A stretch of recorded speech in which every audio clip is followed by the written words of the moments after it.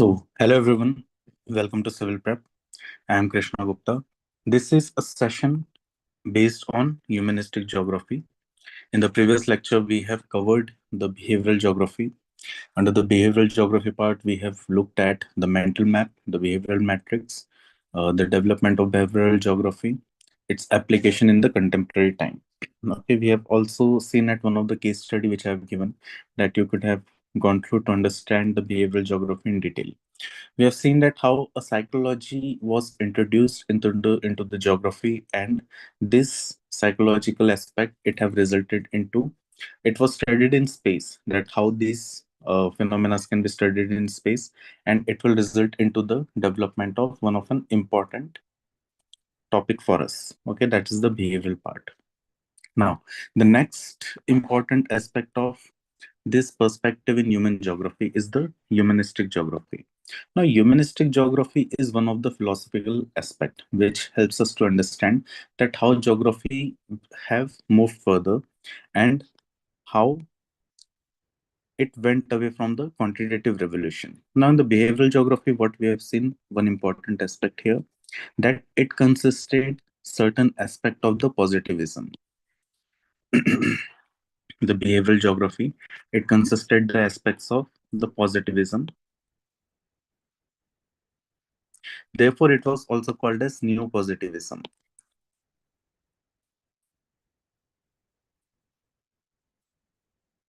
But here we will see that in the aspect of humanistic geography or humanistic approach,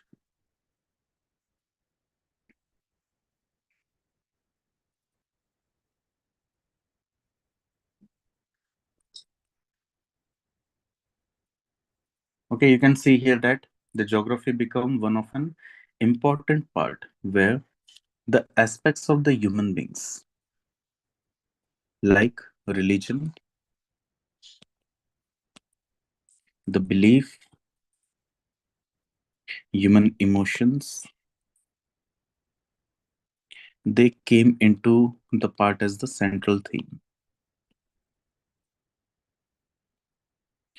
For example, what we believe here, we are basically Indians, we live in India, but we have certain belief systems which help us to understand that what is present in India as a what are the how the people of India are. Okay, like we can see here, the humans, the people in India, they are divided into certain regional aspect, but we follow majorly Hinduism. We have certain belief system with respect to our environment. We have certain core principles which we follow, and this is shaped by environment for us. Same thing we see that is also present in the Middle East, the Arab world. Same thing is also present in the developed countries, like we will say North America, Canada, European countries. Okay, and this is also seen in the people who are tribal people. Okay, so all of the human beings, okay, all of the people, they have certain aspect with respect to the place, okay, where they are living. So something is attached to them with respect to their place. So this helps us to understand the people, okay, how the people behave, how people live, what they have a personal attachment to their places here. Okay, so this part is an important form for the geography. Now looking at the Poon and Popper diagram.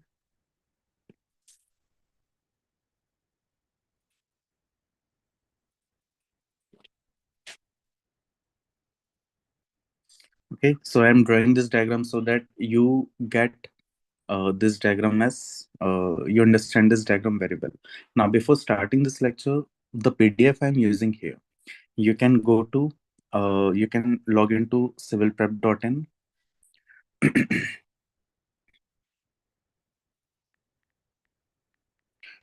www.civilprep.in. A website will be opened here. Okay, when you will go to the website,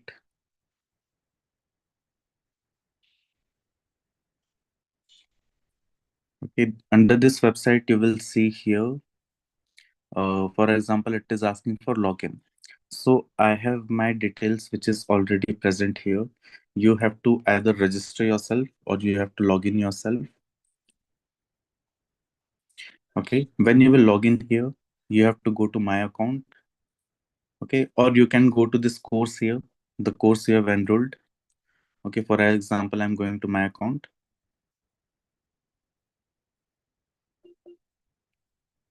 Okay, I will go to the orders.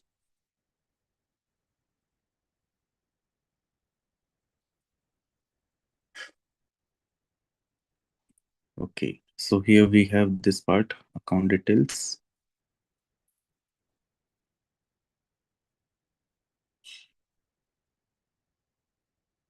Okay, what you have to do here, you have to give your name and display your email addresses, your password and everything will be provided here.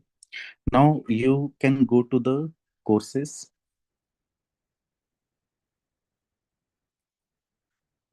Okay, the course you have to enroll, that is for free. It is Geography Optional Foundation Freemium. Okay, there is another course which is premium. This premium course, it basically consists of the various the daily answer writing. You will be getting one answer per day and it will be live evaluated. For example, its video will be put up here. And next part we will see that we have geography optional freemium, the course which we are taking right now. So under this freemium, when you will go to this course,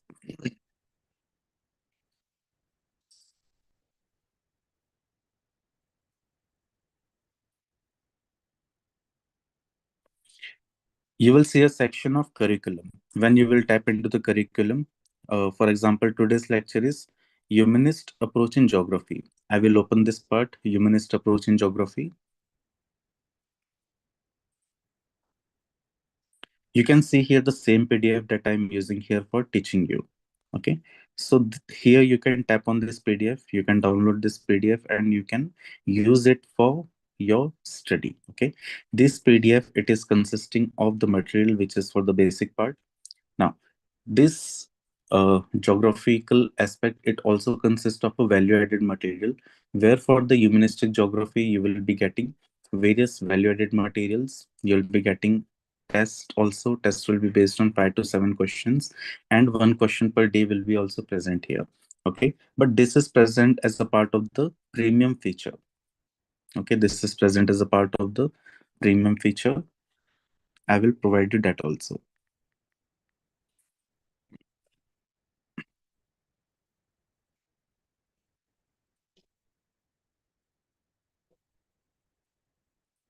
Okay, so you can see here, will go to the courses. Okay, but to access this premium feature, you need to enroll in this course, the premium course. Okay, what will be the important part here? You will be getting value-added material, you will be getting daily answer writing questions, and you will be getting test series also. So what you can do here, along with the questions, along with the lectures, you can write daily answers, and you can complete your course within time. Okay, so this is something which actually why I'm charging for this test series, because the test will be evaluated by certain people. Okay, certain people, uh, they will be looking after this test series, so they will be paid according to this part here. Okay, so this is foundation premium course. When you will go to this course, you will find here the same curriculum.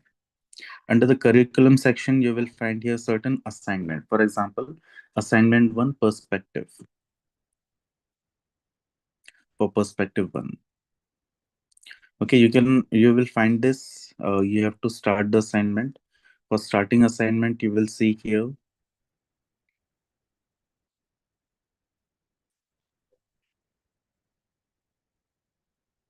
You must enroll in the course. So you can enroll here, you can upload your answers here, and it will be live evaluated. I will be giving you a demo for the live evaluation just after this class. Okay.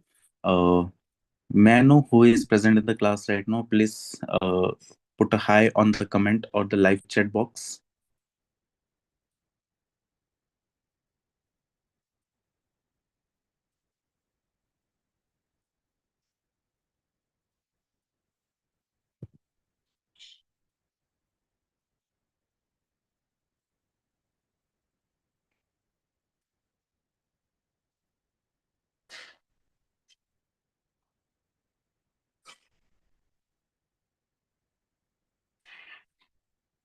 Okay, Urmila is here. So good morning, Urmila. So I got your two answers. Okay, what you have sent to me in the email. So we will be having a live evaluation and mentorship of those answers just after this class will end, and we will see that how we can improve on those answers and how we can do the value addition. So this will be the part of the program. So you can also enroll in the premium course where you will be getting the daily answers, okay, daily questions and daily answers. You'll be also getting the weekly test series. Weekly means there is a section of perspective in human geography, and there will be tests for perspective in human geography. Okay, so here it will be aligned to it will be completely aligned to this course, and it will help you to not only elevate your knowledge but be ready for the mains. Okay, you can score very high marks in the mains and you can clear it with flying colors, because a lot of aspirants are already they are already associated with me, and they are doing quite well. Okay, so let's start with the topic again here. Now, under this part we see that there is a areal differentiation. Okay, where I will come here. We have areal differentiation, then we had quantitative revolution, then we had here the multi-paradigmic stage of the geography. Okay, what were these paradigmic stages? Number one, it was behavioral, then it is humanistic, and next is radical. Okay, so this is the second important aspect, that is the humanistic geography here. Now we have seen certain criticisms of the quantitative revolution. The same thing goes with the this humanistic geography also, that quantitative revolution was criticized because it was very highly objective. It did not had the aspect of the human beings. The human geography or the humanistic aspect was completely ignored here. Now let's look into this aspect here. Now this is a philosophical foundation of the humanism which we'll be studying in this particular section. Introduction and historical context. Definition. Humanistic geography is a loosely organized school of thought that rose to prominence after the 1970s and flourished for nearly 2 decades. Later, post 1989, it combined with neo Marxism and postmodernism to form the new cultural geography. Now, this is one of the aspects here, that the humanistic geography, it rise to prominence, but it was also seen that it was very highly subjective in nature in the study of the geographical, the people who are present in different geographical aspect. So later on, what happened? It started to decline and it got merged with the new critical geography.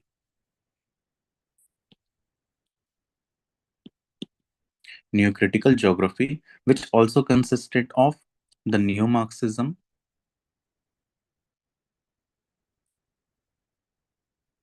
and also postmodernism. If you will look at the postmodernism, we have the functionalist geography, which we will be also covering in this lecture here. Okay. Now, when we look at the historical timing and its development, so pre-1970s, humanism existed as an undercurrent. That is the topical humanism in the traditional geography. When you will look at the traditional geography, it have its roots since the part of the ancient geography or the ancient period. So under the ancient period, the people used to have certain belief systems. Like when we talk about the belief system, there are certain things with respect to why there is rainfall, why people have uh, fever, why there is certain uh, we can say phenomena which are not explained. So these were certain things which are part of the topical humanism, and it was a part of traditional geography. So certain traditions arose and they became one of the foundation for the belief system of the human beings. Now, coming to the part of 1970 and 1989, it emerged as a dominant paradigm challenging the positivism, Post 1989, it merged with the cultural geography alongside with the Marxist, that is the neo Marxist, and the postmodernist approaches. Philosophical basis, if we look at the humanism, presupposes that humanity possesses natural dignity, which is evident in human individuals, human interest and values, human creative works, and human subjective experiences. Now, all these four things, these four aspects, they are the basis of the humanistic geography here, where the individual, like I am an individual and you are an individual, I have certain interests and values, you will have your certain interests and values, which will be subjective. The creative work that you do, it is very much unique and it is assigned to you. Okay, the human subjective experiences, it is also the experience I had with respect to my UPSC journey, with respect to my preparation level, with respect to what I'm doing now, it is very much subjective to me. And with respect to you, where you are living, where what you are eating, what you are studying, okay, your UPSC journey till now, and what will be ahead, so it is very much subjective experience to you here. Now, on the basis of this, there were four types of humanistic philosophy that we need to understand the humanistic approach here. Type one, that is the metaphysical humanism. Now, metaphysical, whenever this, just give me a second. Metaphysical, whenever this word comes, it is associated to the phenomena which are not explained by the science.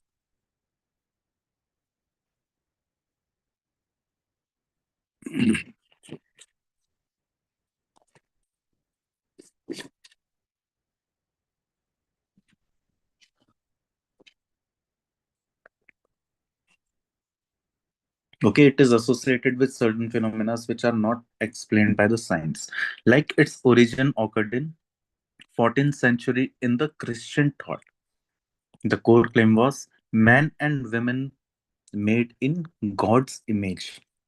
So the image that God had, it consisted of the men and women. So it is one of the part of the theological perspective also. Status we will see here, it was superior to other creatures in unique spiritual way. Concept, gods preside within the humans. So this is an important concept which is part of the metaphysical philosophy. Relevance to the geography here, it underpins the idea that humans deserve respect and dignity in a study of them. Like if in every human being there is a residence of God, so God have to be, we can say that, revered. And if it is inside the human beings, then human beings are also needed to be given respect and they have to treat with dignity. So this is the metaphysical humanism, which is part of the Christianity. In the second topic type, we have the topical humanism. Here we will see that the focus is majorly on the deep interest in how people see and understand their world. For example, I'm a person and I am perceiving my environment. I am seeing my environment. I am picking up certain images, certain voices, certain feelings, smell, taste. Okay, so all these things I'm seeing and I'm trying to understand it what these things are. So this is one of the part of the topical humanism. Now this topical humanism, it is the part of which is present since the ancient period, not only ancient period, but it is present since the evolution of the human beings. So whatever we are right now, whatever language we are speaking, whatever traditions we are following, this is a part of the topical geography or topical humanism in geography. Interest we will see here, the human imagination, subjective experiences, ethical and aesthetic lives. For example, you cannot do something wrong. रात को नींद ही नहीं आती है अगर आपने कुछ गलत किया है. So this is one part which is became one of the important aspect of the human beings here. When we talk about the duration, present throughout geographical history. Okay, यहाँ पे classical से लिया गया है, but it is also present since the ancient, or we can say that the evolution times. Strabo, Alberuni, Ritter, Vidal, Sawyer, all of them had this topical humanism as its core aspect here. Until 1950s, when we talk, It was dominated in the geographical studies. Method was qualitative. Okay, I am taking here. It was not quantitative, it was qualitative. That what is the depth of a human emotion or human belief or a human understanding to a particular phenomena. So this was seen here. It was exploratory, and it was interpretative. Okay, interpretative. Relevance to geography. Focus on cultural meanings, place identity, symbolic landscapes. Okay, for example, when we talk about the cultural meanings, like I am a Hindu, I am following Hinduism. So we follow certain cultures here with respect to the birth of a person. Okay, birth of a child. Okay, there are certain rituals, then there are certain pujas and we can say rituals are there which are also being followed. So they are associated with the environmental aspect, that how we are taking something from the environment and we are giving it back to the environment. So this is something which is taken as a part of the Hinduism philosophy here with respect to the rituals and various philosophies. Now, the place identity. For example, many of you will be going to a temple. So here this place temple, it is associated as a part of the spiritual aspect. Also, it is associated with the thing that we perceive it as a personal to us, a personal experience. You go to certain restaurant to eat. Okay, so that restaurant, it is associated with something which is having good taste.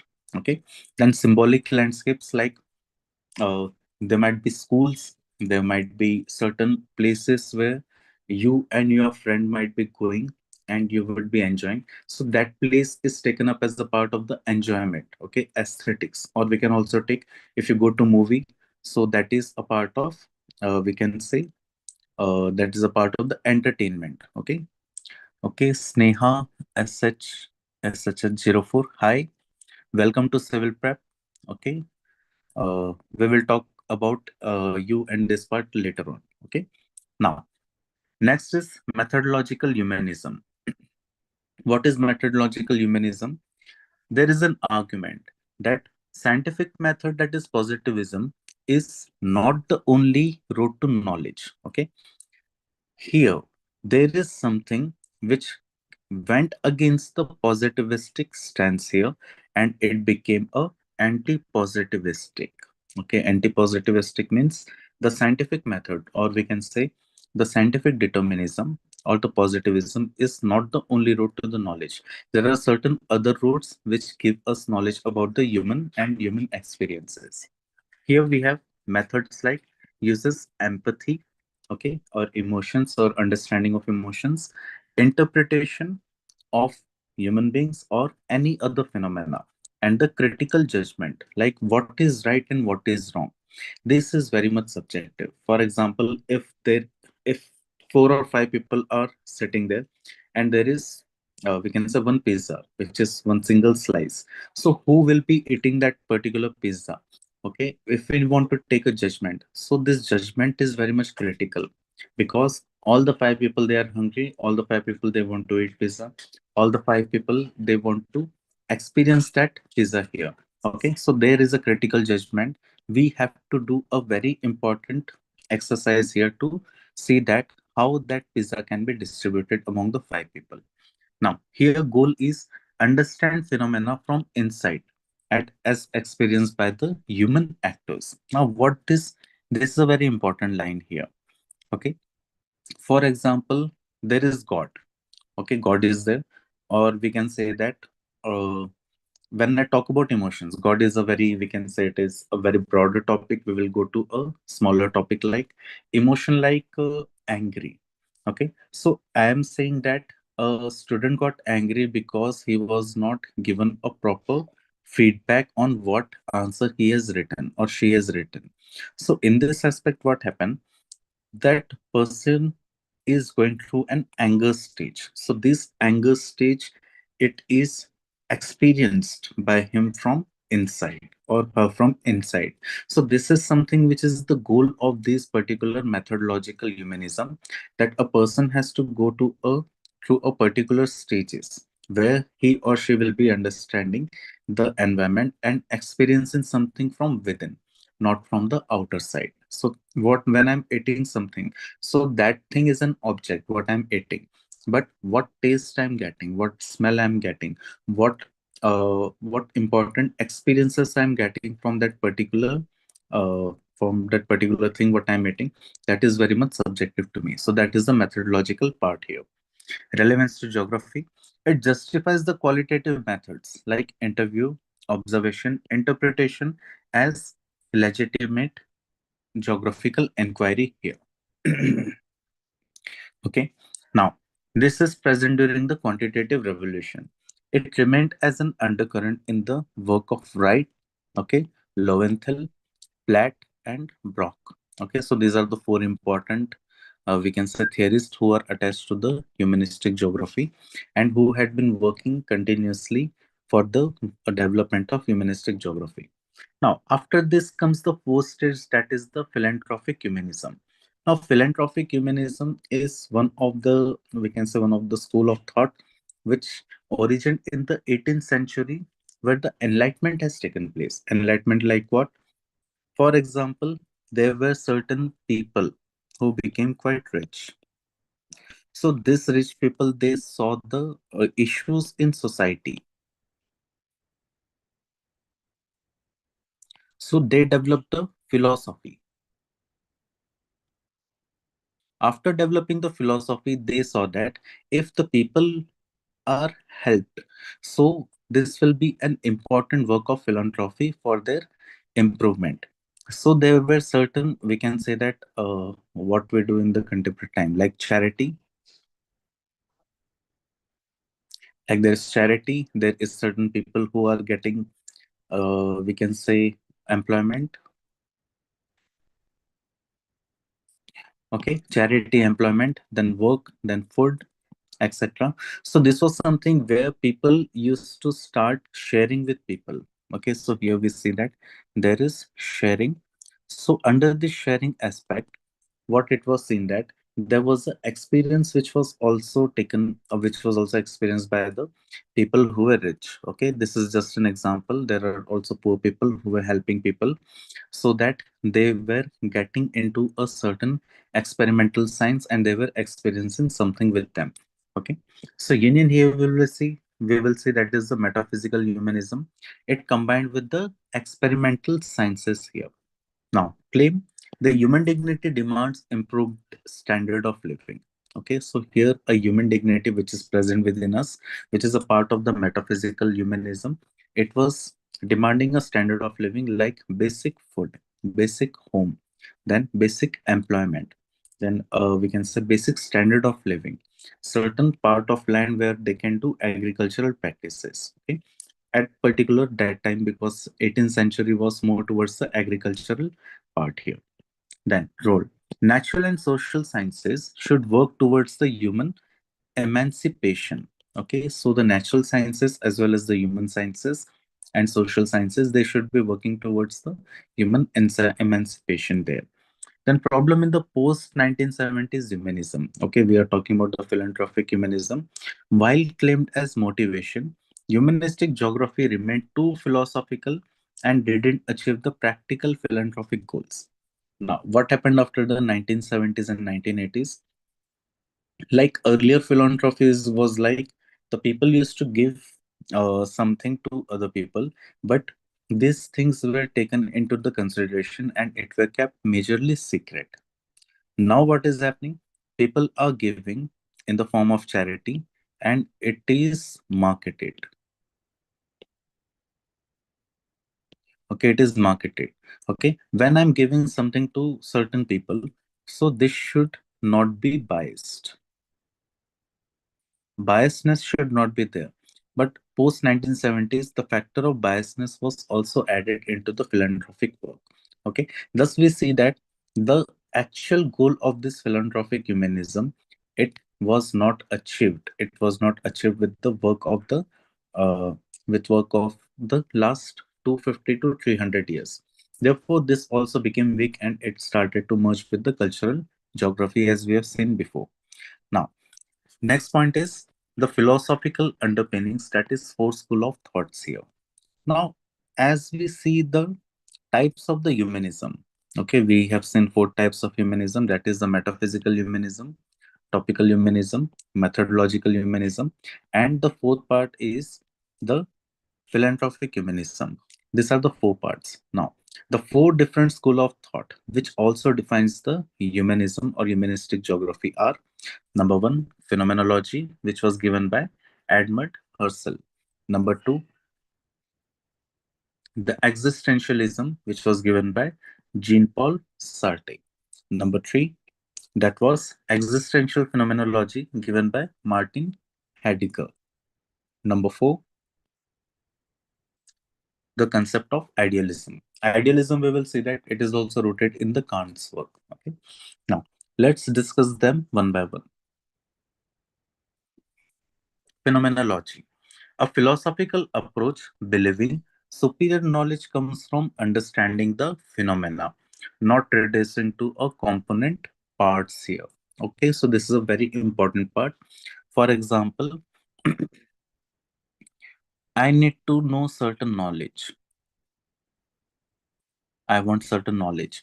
So what I will take here, I will take an object.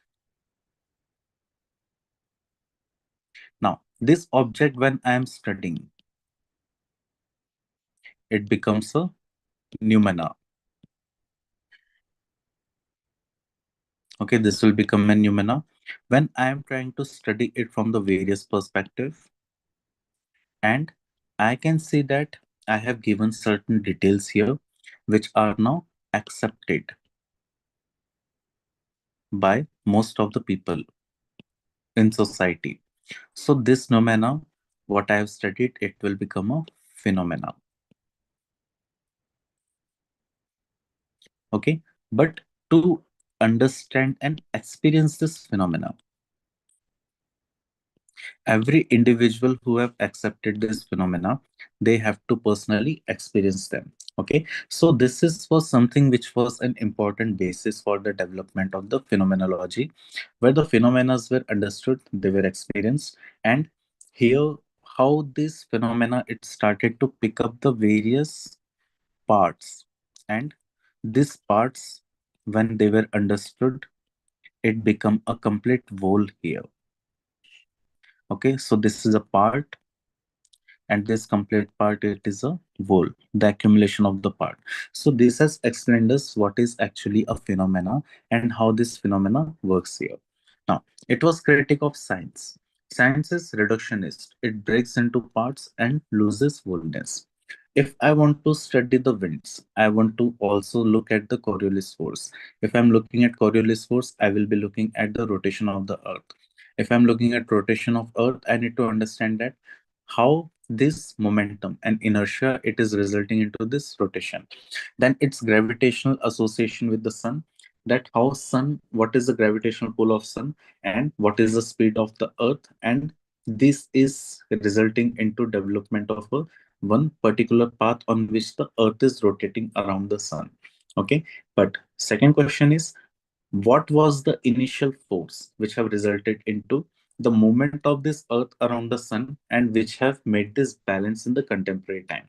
So what science does here, science breaks the things into multiple parts, and because I am now my subject matter, what it is now that what was the initial force which have resulted into the move, keeping a balance, that is providing force to the earth and how it is moving around the earth.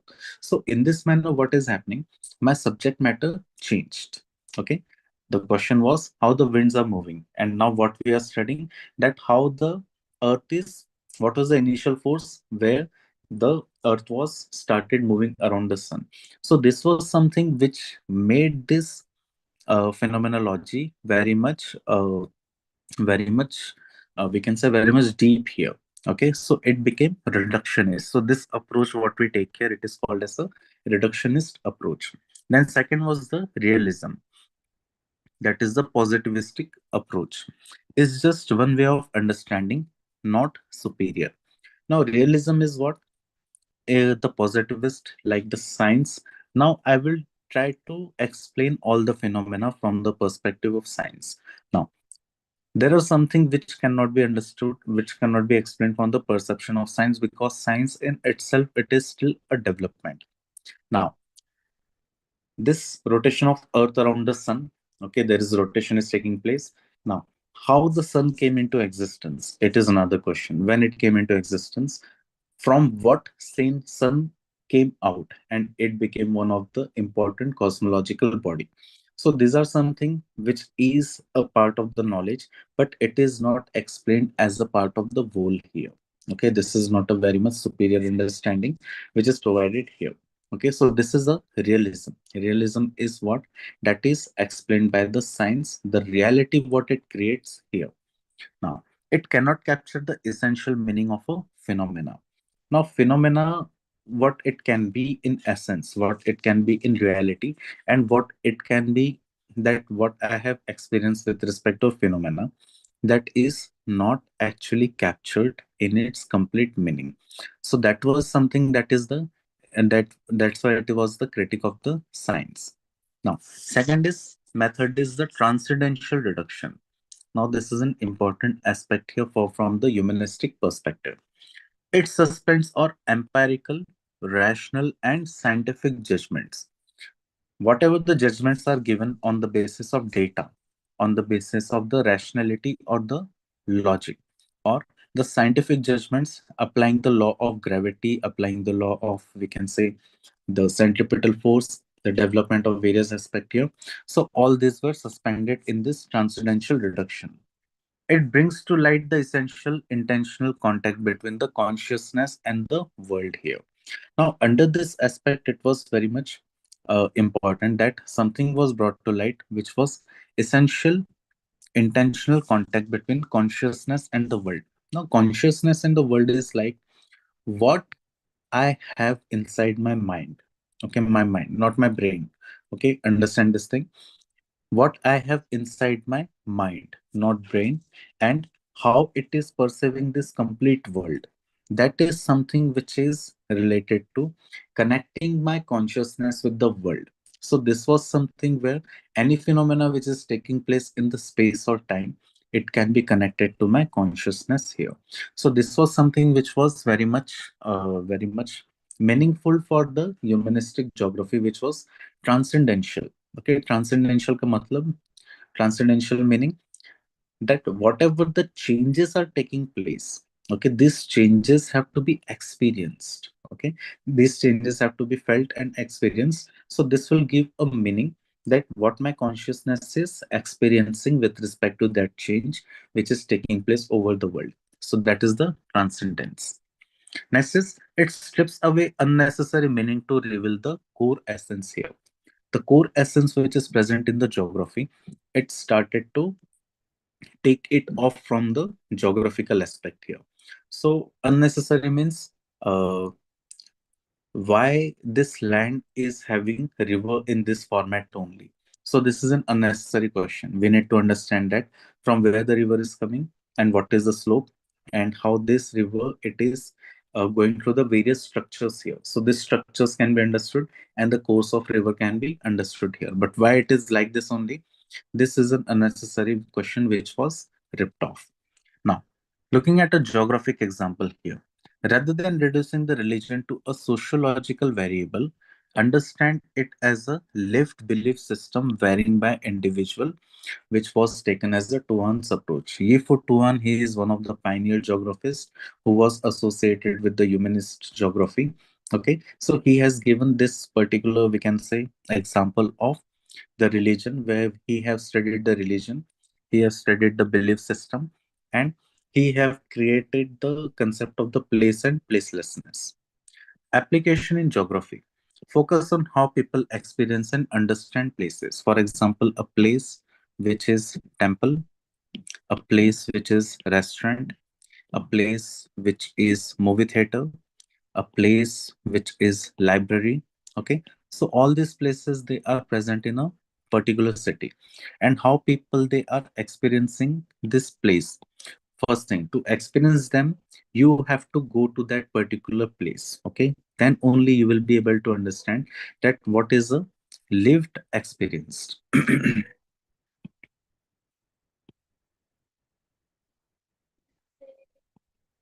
What is the lived experience of that particular place? This can be understood only when you are going to that particular place. Then study meaning attached to the environment. Okay, so what environment, what meaning are attached to a temple, what meaning are attached to a restaurant, what meanings are attached to a temple, even what meaning is attached to your home, from where you are going to different places to experience that particular phenomenon. So this is taken as a part of this meaning of the environment. Then reject the scientific reduction of the human experience. Now, when I go to temple, when I go to temple, I will try to the science will try to explain that what is temple, how this temple is built, what is God, why we are believing in God.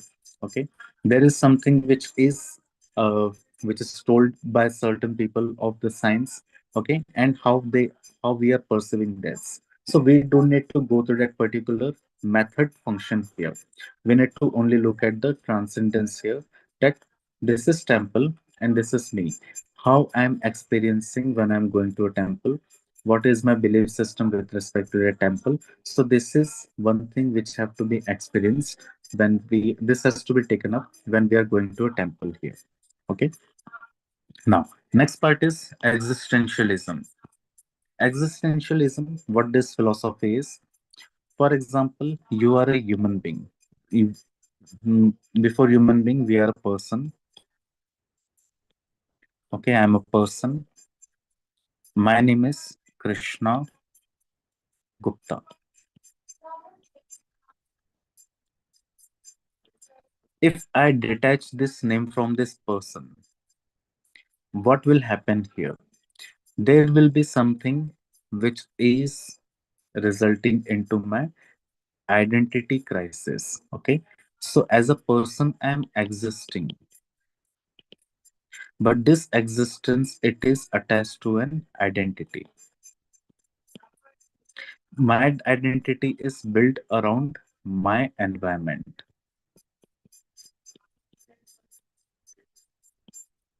I am attached to a lot of things. For example, name, for example, my home, my work, my profession.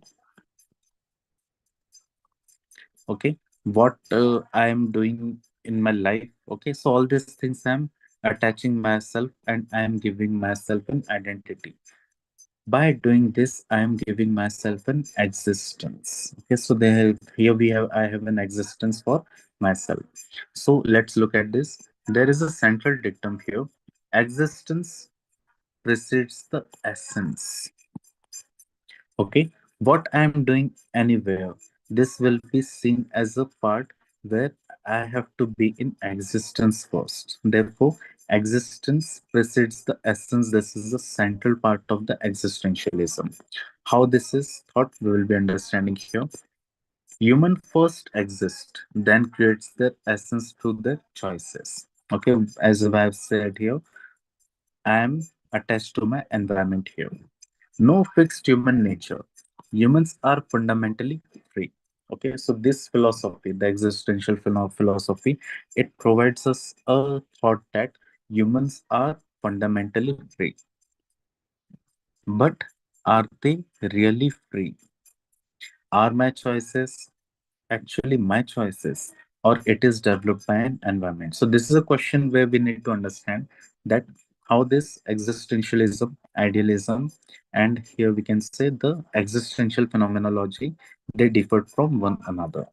Now, essence and meaning of life found in individual life histories. Okay, so I will be going to my work, whatever my childhood was. So from this, I can understand my existence, why I am right now like this. So this can be understood by the individual's history. Each person has situations of reference determining their essence. So every person, they have certain situation of references.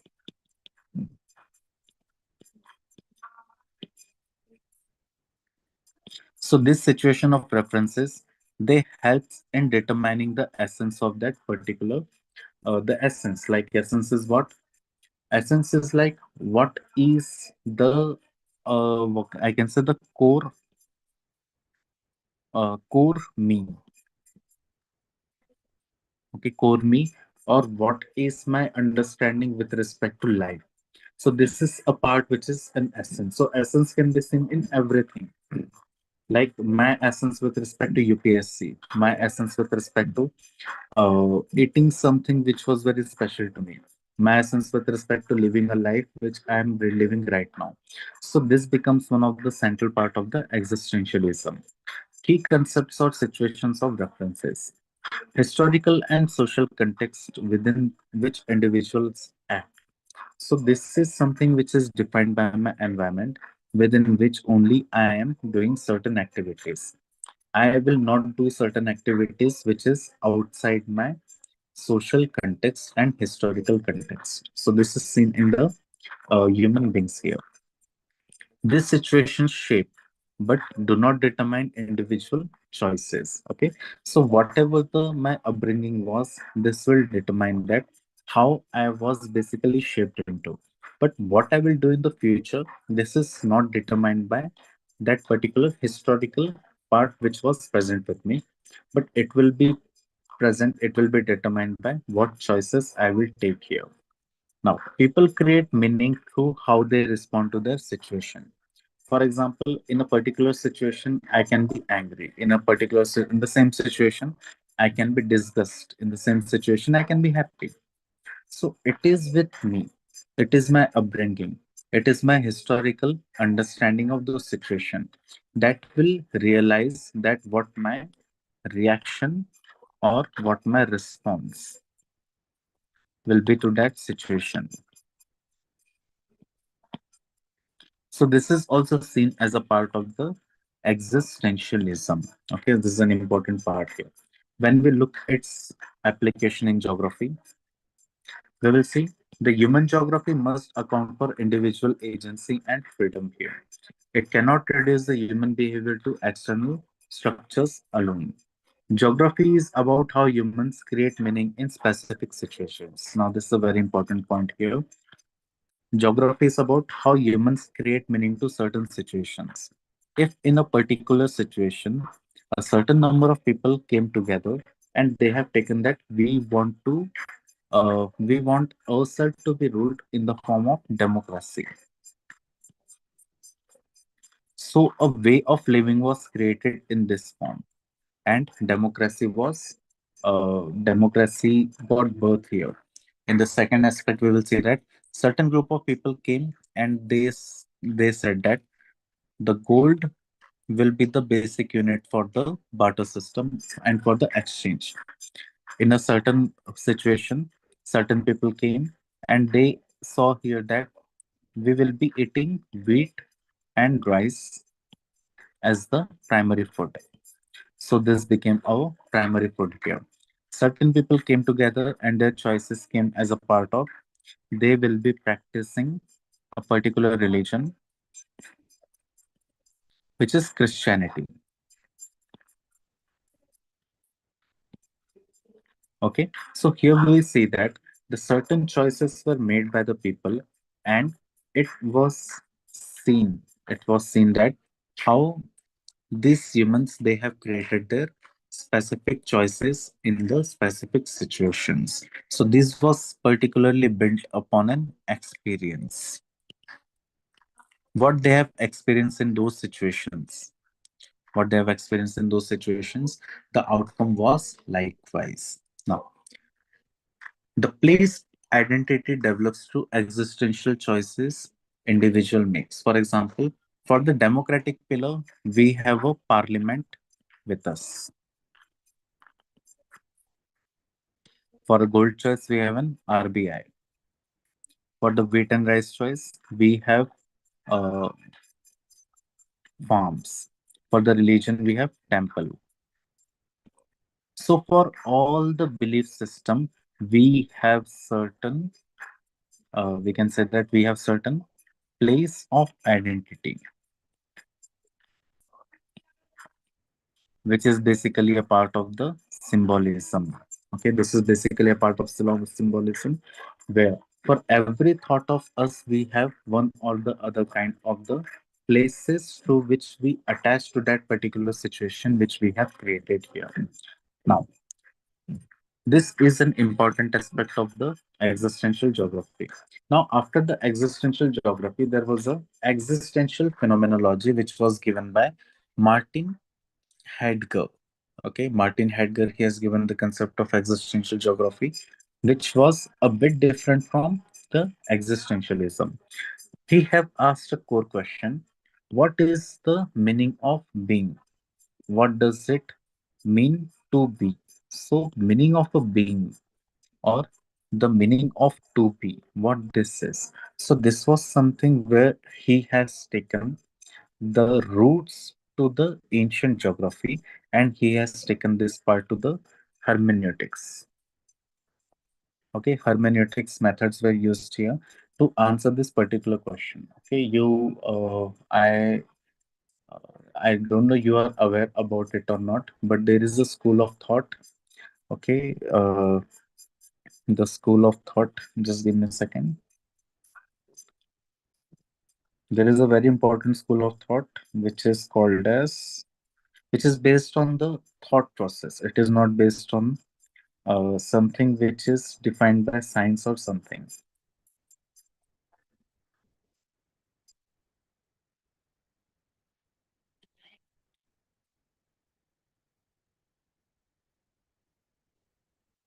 Okay, here we will see that the hermeneutics part here, it is a branch of knowledge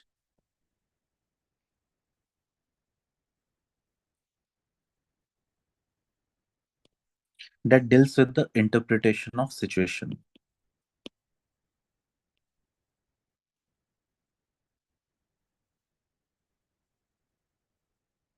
And this interpretation of situation, it is basically done by certain literary text.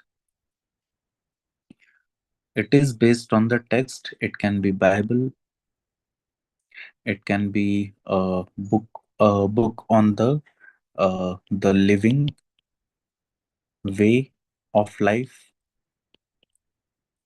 It can be a book on or it can be a thought on the literary text of the economics. So this part was taken as the part of the hermeneutics here. So hermeneutics is one of the branch of thought which existed in the which existed in the ancient, we can say the ancient civilization. And there we will see that certain part were taken into the logical consideration. The logic was not purely science based, okay, but it was the human interpretation. And this was a very important work which was done in that particular time period. Okay, so here what it particularly exercised, it exercised that in any situation, what can be the physical aspect, the psychological aspect, the philosophical aspect, the emotional aspect, and how humans consider all these things together, and they take a particular decision. Not only decision, but they arrive to a particular thought.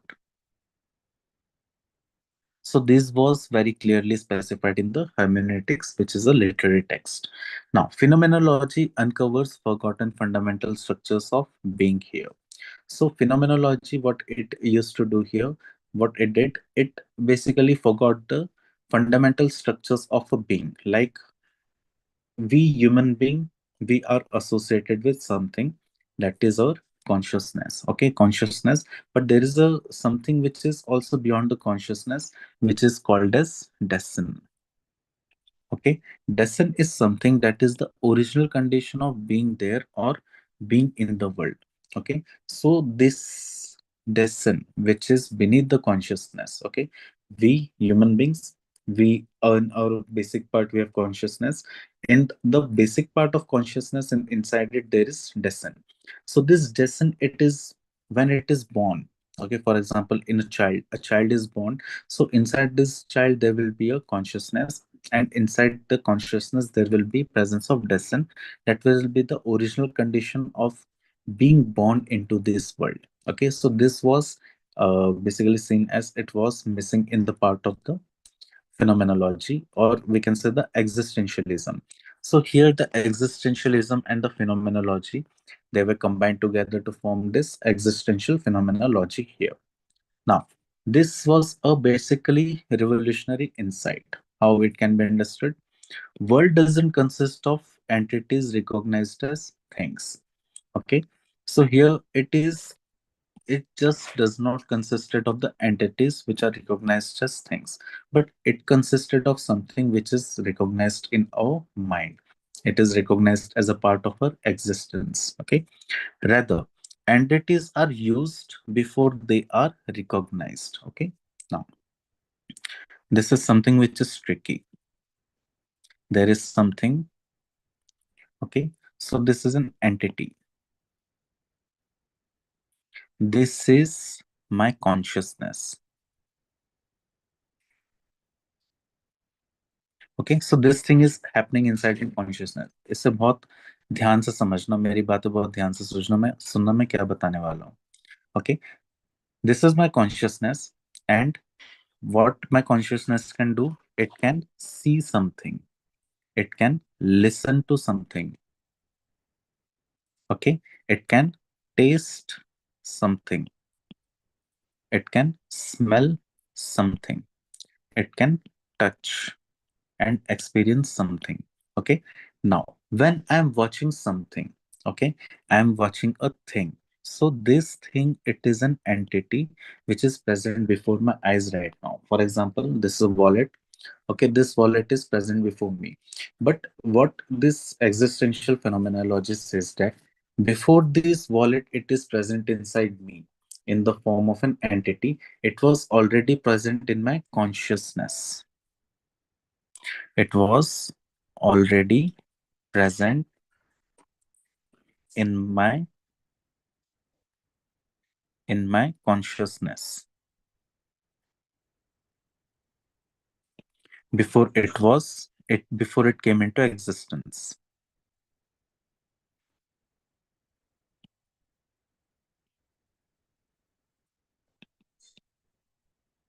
Okay, so after this thing it came into my mind or my consciousness, then only it started to take a form. So this is something which was very much different from the existentialism or phenomenology. So this was one of the insight that our imagination which came into the first thing, okay, as a single part of the consciousness. So what it was said that what it is present, imagination is particularly a single word which is describing a lot of things, where a lot of we can say the events which have taken place in our imagination is taken into consideration together. So this thing, it first came into our mind, then it came into existence. So what I am seeing here right now, it have already appeared in my mind before its existence. So understanding always depends on practical experiences with the phenomena. Okay, so this thing was seen here as a basic part, okay, of the existential phenomenology. So understanding is always subjective and incomplete. So what I am saying here, that what original picture I had in my mind.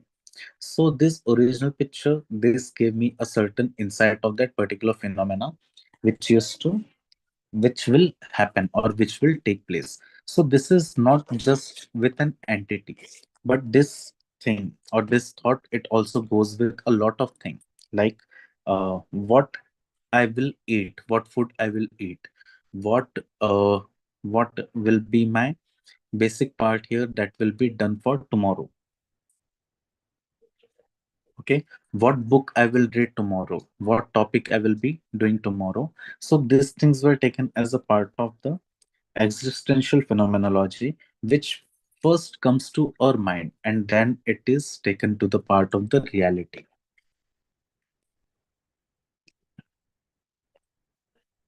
Then it is taken as a part of our reality. So this was explained here in the existential phenomenology, which became quite different from the existentialism and the phenomenology. phenomenology here. Okay.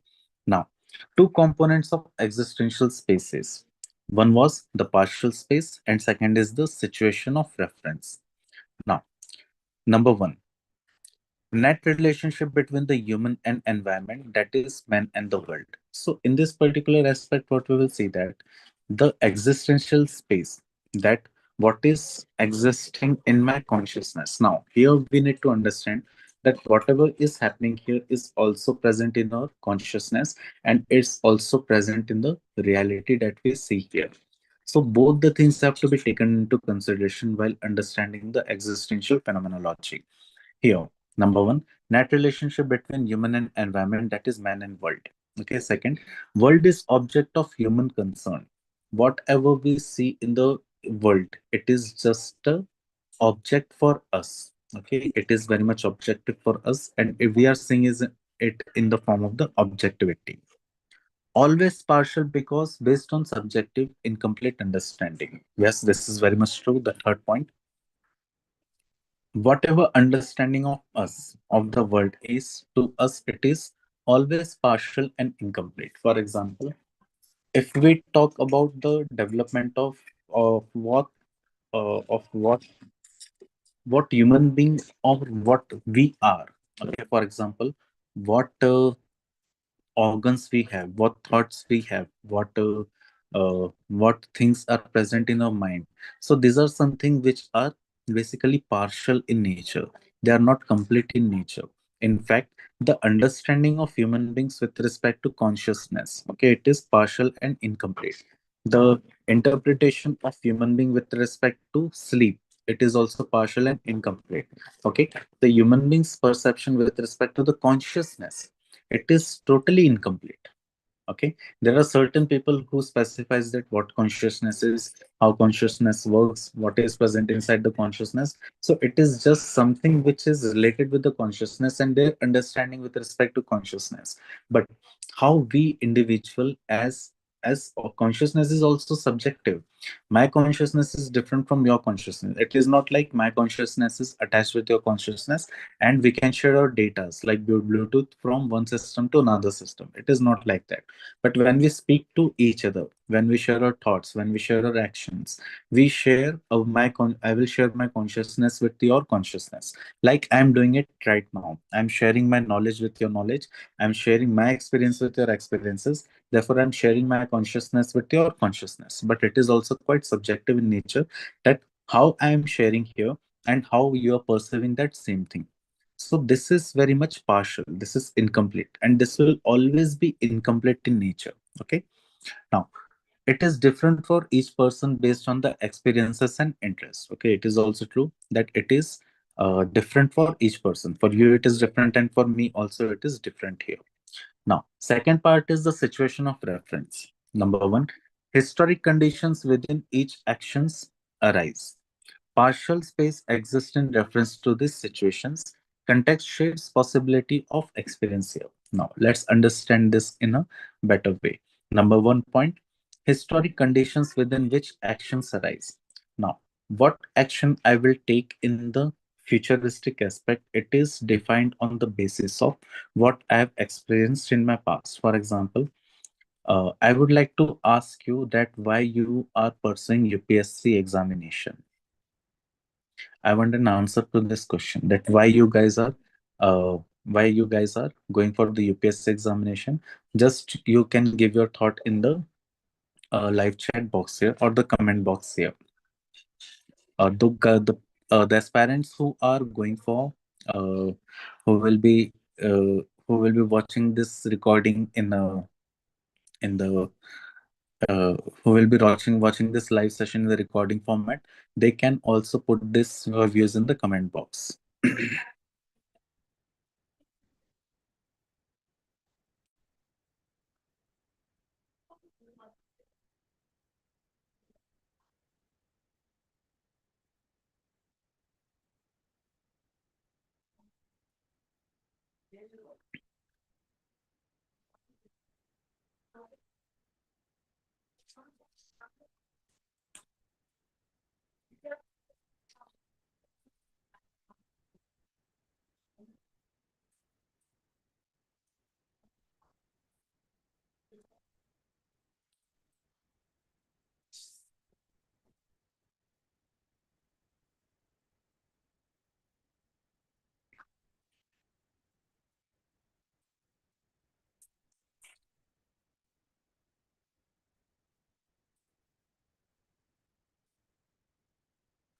Okay, why you're going for UPSC examination preparation? Can you answer this question?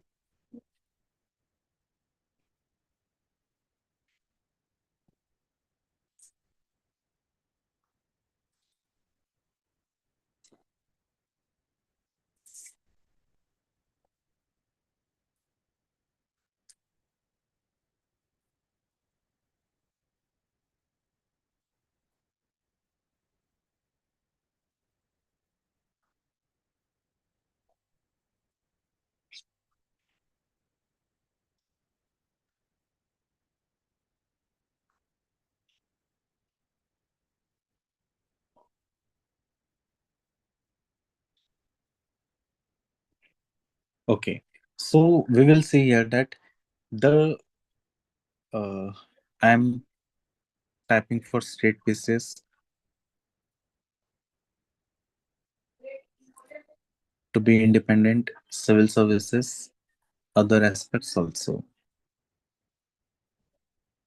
State pieces. Okay, so here we have a response that is for the state pieces to be independent, for civil services and other aspect also. Okay, this is an answer that is okay. You're trying for examination, but the question here it is why you are trying for this examination. What is in this examination that you are trying to achieve through this examination? What is a motive? What is a motivation for this examination?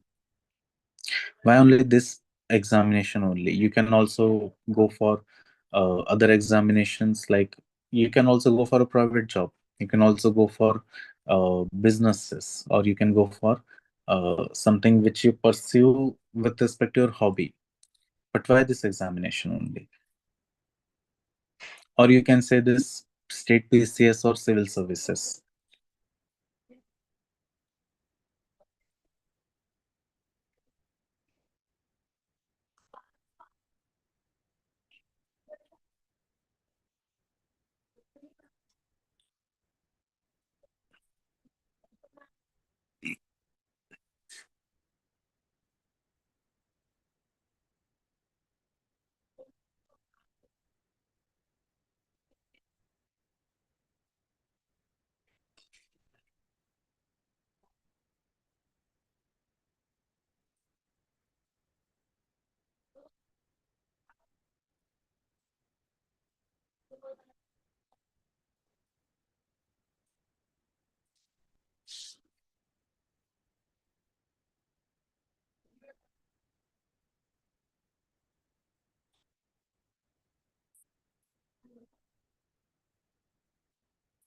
My intuition really inclined with to help people. Okay, you want to help people. Okay, so that is one part that is showing your nature here, that you want to help people, and you want to get into civil services and you want to help people in a better way. Okay, so this is something where we see here that this is defining our particular situation. Okay, so here we see that in this aspect, this thing here, what it is specifying, it is trying to say us that we have certain thought. This thought is for the civil services. UPSC is just a medium, but what we will be achieving in the end, that will be the civil services. This civil services we want to do because we want to help people. Now, the motive, if we try to find out for the helping of the people, we have seen their pain, or we have experienced certain pain here. We have experienced certain situations in which the people are helpless. We have seen certain things where we need to do justice in the society. Okay, or there can be something where we are attached to a thought which is called as philanthropic humanism.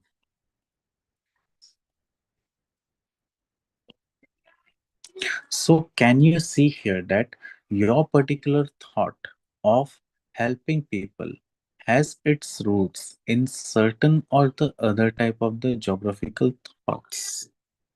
So this is something where we have certain inclination that whatever our thoughts are, they are shaped by our environment.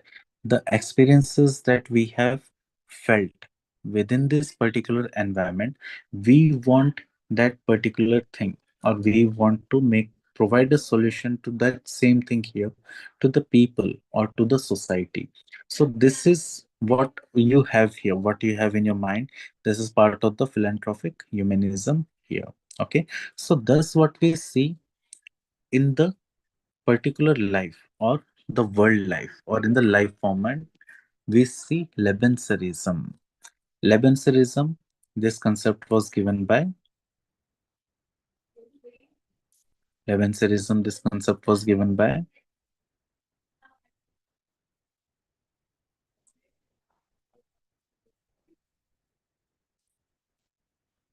the life world or the living world. This was given by Red Cell. Remember him, remember living world, remember Lebenserism. Okay, the all-encompassing horizon of individual and collective lives taken for granted every day in the everyday world. Okay, for example, we have life around us. Okay, every we can say every plant, every grass, every insect, even we have microscopic animals which are present around us. They have certain kind of life within themselves, and obviously they are taken for granted. If we look at a particular it from the earth view, so the we as a we as a human being or as an individual, human beings, if we talk about, it is around 8.3 to 8.4 billion over the world. If we'll to look at the complete life of the world which are living on the land, it is more than 20 billion. If we take the life which is present over the land and life which is present inside the oceans, so it is more than 50 to 70 billion. So what we see here, we are just a part, we are just a single entity, okay, along around this 70 billion lives. Okay, so obviously it will be taken for granted here. The meanings people have in minds about surrounding environment is also seen here. It determines their activities and interactions. So on the basis of this, we will be having certain activities and the interactions with the environment here. The humanistic geography's primary base here is the life world analysis. Okay, what we want, what we are doing here, how we are doing here, what is the basis for our living of life. So this is seen as an part of an analysis, which is a key concept of Lebenserism or the living world, which is given by the red cell here. Okay, now this is the existential phenomenology. Next thought here we have, that is the idealism, or next philosophy here we have, it is the idealism. The core belief of idealism, that is activity of mind is foundation of human existence and knowledge. Okay, now let's understand this in detail. I have, okay, I'm taking it here only. I have particular thought. This thought is based on certain knowledge.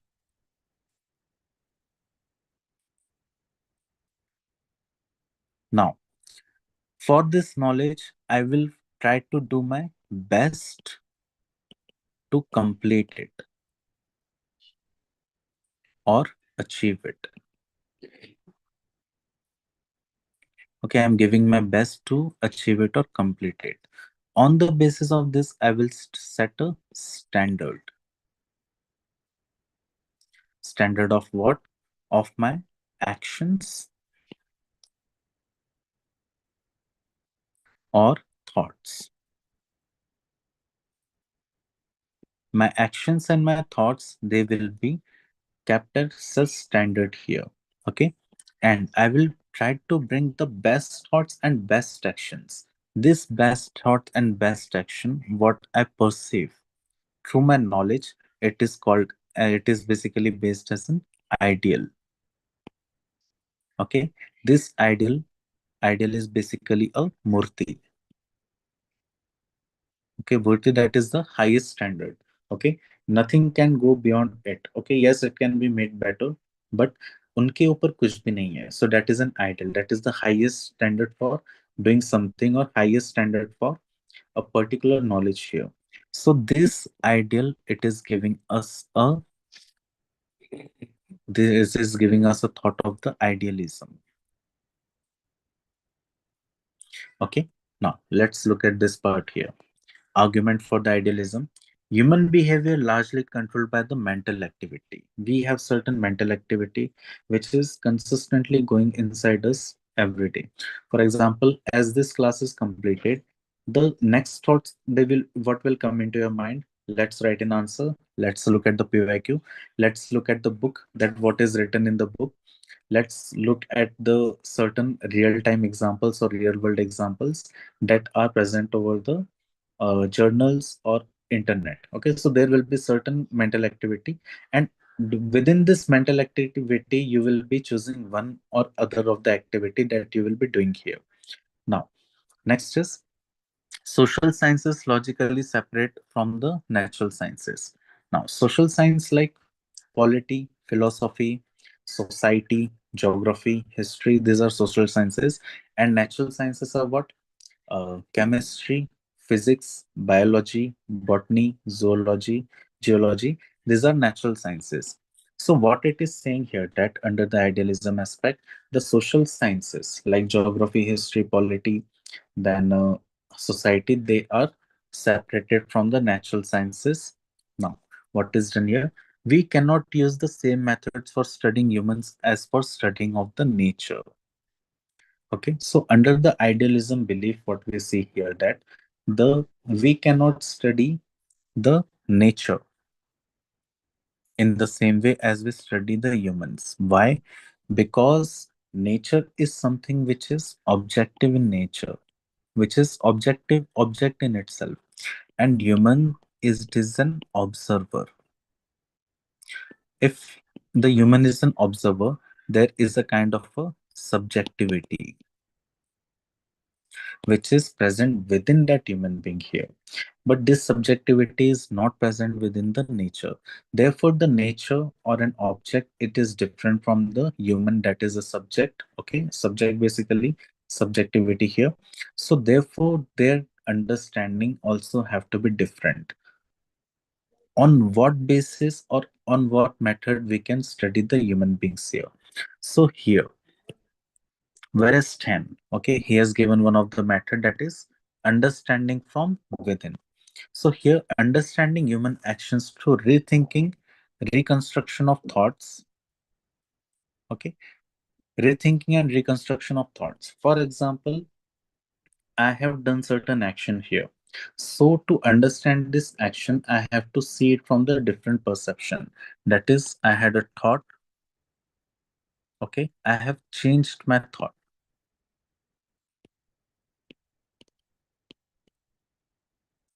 To understand the same thing, that why could I do the same thing here? For example, if I have if I was in a particular lecture, so certain student have asked me certain question. So here I have just scolded that student that why you are asking so much of questions. You must first concentrate in the lecture and you should complete it first. Then you can ask me questions. It is not an issue. But then I will say it from the second perspective that yes, there are certain issues and the student really want to understand that particular concept. So under this part, when the student will ask me the question, I will say to him, yes, this particular phenomena occurs in this particular way. So in this way, we can understand it better. In the next part, what I can say in the next constructed thought, that you can do this thing later on also. You can ask questions later on also. Okay. And the next thing what I can give here, I can give a list of particular topics that I will be studying in the next day, that I will be teaching in the next day. And I can ask the students to go through these topics and understand, try to understand them, and then come to my lecture. In that way, you will be already have studied that particular topics. In that way, the understanding will be more deeper here. So in this way, when I'm trying to reconstruct my thoughts, I will be able to, I will be able to make that particular understanding better, that situation better, and the responses will be better in that condition, and I will be moving towards the idealism concept. Okay, this is not nomothetic seeking universal laws here. Okay, nomothetic means that is the making of the universal law. Second is the idiographic. We will see that it is basically a idiographic is basically a descriptive part here. So rather idiographic, each behavior is unique, that is studied separately. Okay, so ideography is also an important part here. When it is a question of objectivity, it is always a concept of the nomothetic. When there is a the object is the particular human being, then it is always a ideographic in nature.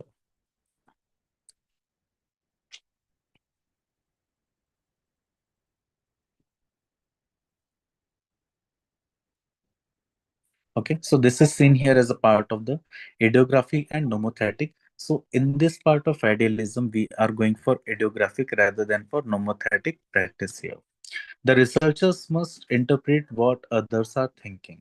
So this is one of the thought interpretation which we are seeing in the part of the idealism, which is separate for the nature and which is also separate for the humans. Okay, now the application of idealism in geography. Understand why people choose certain places, make certain choices. Cannot reduce to universal laws of behavior. Must interpret individual meanings and intentions. Qualitative understanding takes precedence over the quantitative generalization. Okay, the first three sentences, they are quite simple. We can understand them. Fourth one, I would like to explain in detail. The qualitative understanding takes precedence over the quantitative generalization. For example, my decision for teaching.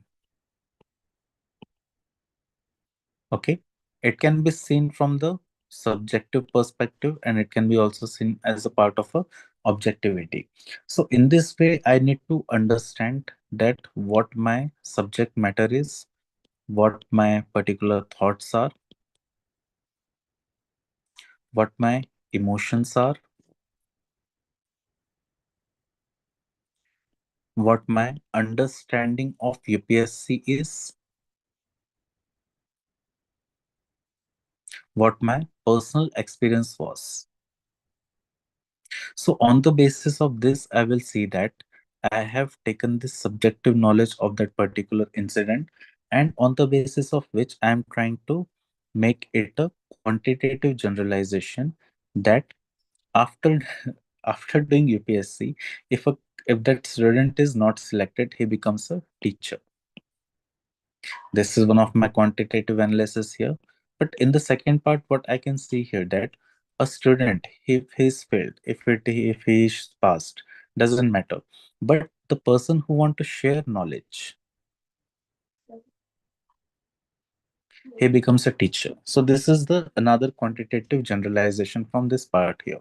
In the next aspect, what we can see, there are certain employment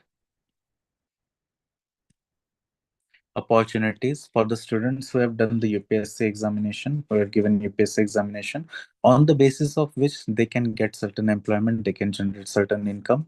So this is one of the perspective where we can see that becoming a teacher after a UPSC attempt, it can be seen from a objective perspective and also subjective perspective here. Okay, so this is something which is quite we can say it is also applied in the geographical aspect. It is applied from a particular place and a particular region where they can be seen from different perceptions. Okay, now next is key theorists and the major contributors for the humanistic geography. Number one, here we have Edward Ralph. Edward Ralph will see that he is one of the pioneer of the phenomenology of a place. That is work, place and placelessness was the one of the important work which was given by Edward Ralph. Now, philosophical approach, that was the existential phenomenology which was taken up by the Edward Ralph. Central idea of him was human is the ultimate point of reference for all objects. Humans and nature form single system unified by reference to human needs, intentions, and existence. So this was an important idea which was taken by the philosophical approach of the Edward Ralph here. That is, human is the ultimate point of reference for all objects. Whatever the objects that are present around us, human is the ultimate point of reference here. Humans and nature form single system unified by reference to the human needs, human intentions, and human existence. So these three things are forming the core for forming a system which is central to the human being. Okay. Major contribution, that is authentic versus inauthentic attributes towards the places. Now, this is an important point of the development. That is the work which is given by the Edward Ralph. So, authentic attitude towards a place. That is number one. The direct, genuine experience of place complex identity. For example, when you go to a particular place, like we can say a crowded place, like you went to a crowded place anywhere in the world, so you will have a similar kind of experiences that you will be going to a crowded place. When you're present in a silent space, so your behavior, your attitude toward the place, you will be also remaining silent. But if you are present in a place like a restaurant where the people are sharing their knowledge and their thoughts, so you will be also talking, you will be also sharing your thoughts. So that is a place where you're socializing. There neither you're silent there, neither you are very hyperactive, but you are silent there. But when you are going to a certain place where you are playing certain sports, so here you are trying to engage physically, completely physically, for that particular playing of sport. So this is something which is, we can say here, the genuine experience here is present, and it is present directly to the place's complex identity. Okay, so complex identity, this is experienced genuinely here, which comes from full awareness of what place is as product of human intentions. For example, if a library is there, and in the library you will be very much silent, and you will be aware completely that what human beings or other human beings are present there to do. So you will be silent, you will be reading books, you will be doing your own work. Though you will be reading, you will not be reading, but you will be silent, you will be not creating any chaos, and you will be very much into your working limits. You will be conditioned for remaining in that particular environment. Now, meaningful settings of human activities. There are meaningful settings also.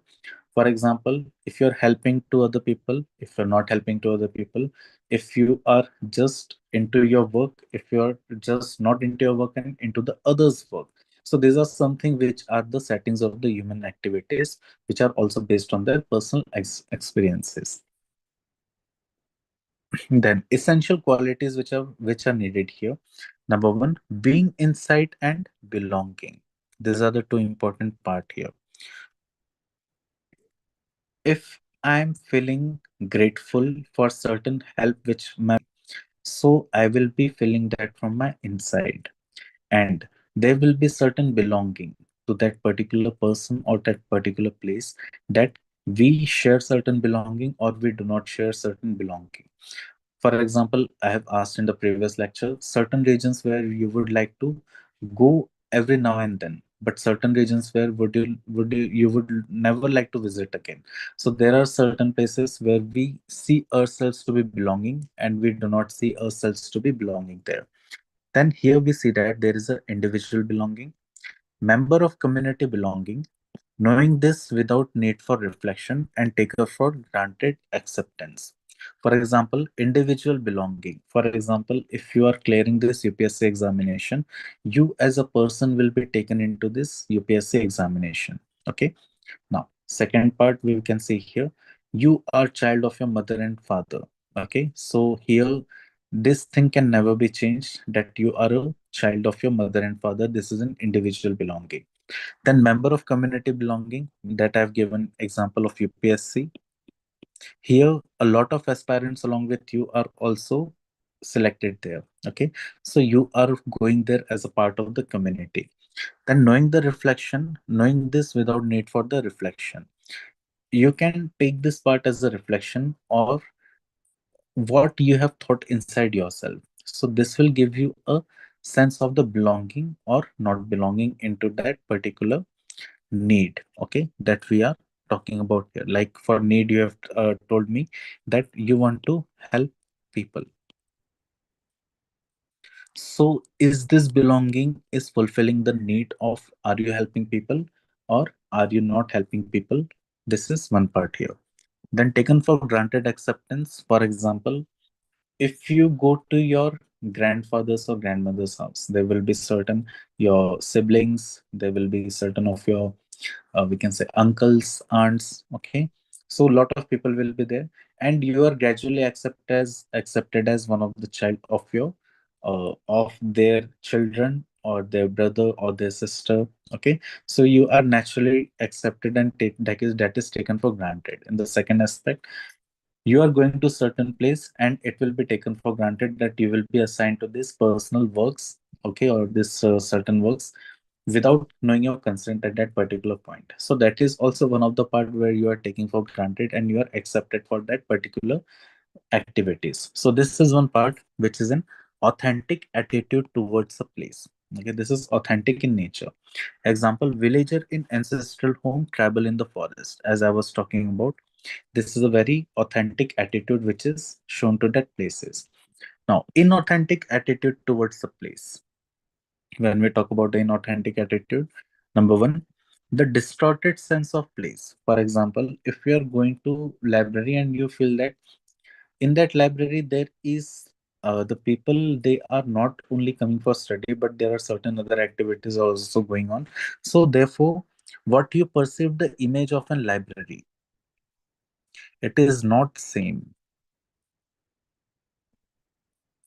it is not as it is. For example, every year thousands of UPSC aspirants flock to Delhi, but after reaching Delhi they see that here the component of study is just 10% and the component of other activity, it is 90%. So what we see here that the authenticity of the place of Delhi for the preparation of UPSC, it is just 10%. Therefore, the authenticity here it is lost and the place has now become the inauthentic in nature. Now this is shared knowledge. This is no experience. So you will believe this part here in a better understanding and in a better way. It is caused by modern technology and high spatial mobility. Okay. So in this aspect also there is another thing. Okay. Like I am going to a particular temple, but in the temple, I am seeing that the people they are not behaving in the same manner as they used to behave in my village. So there is certain distortion here. So this distortion is because certain diffusion of action, diffusion of knowledge, diffusion of we can say culture has taken place here. The culture is not only following the Hinduism, but it is following the Buddhism, then Jainism, then certain aspect of Christianity also. So here it is modified. In this particular place, it is more modified. If you'll go to uh, the the places or the sacred places in Middle East, or you can say in the Europe, so there you will see that the actual rituals which are followed in India or in your village town, it is not same. It is kind of we can say it is kind of changed. It is kind of distorted there. Okay, so this is happening because of the modern technology and high spatial mobility. Weakening of symbolic qualities of places. For example, library we have talked about. Then Delhi we have talked about. So here there is weakening of symbolic places. Then loss of essence of localism. Under the essence, there is certain localism. We can say that the localism essence is lost in those places there. This results in placelessness or the loss of unique identity of that particular place. Okay, so here we can say that under this authentic place, we are getting a essence of place. But under this inauthentic place, we get a experience of placelessness. So this is something which was given by Edward Ralph in his work of this place and placelessness concept, which is based on the existential phenomenology concept. Here, example we will see person in shopping mall anywhere feels same, no connection to local culture. Okay, so in under the shopping mall you have the international brands. Okay, there you will get the international kind of food which people eat. Okay, but you will not experience the same thing that you experience in the local market. Okay, next is concept genius loci or the spirit of place. So this is another concept which is given here. Each place has unique character, atmosphere, and meaning. For example, your local market or the market which is placed very near to your home, the market which is present in a city which is a bigger city near to your city. So here there will be a very unique character, the atmosphere will be different, and the meaning will also be different here. The modern culture increasingly produces placeless geography. Now, with the we can add here the diffusion of culture.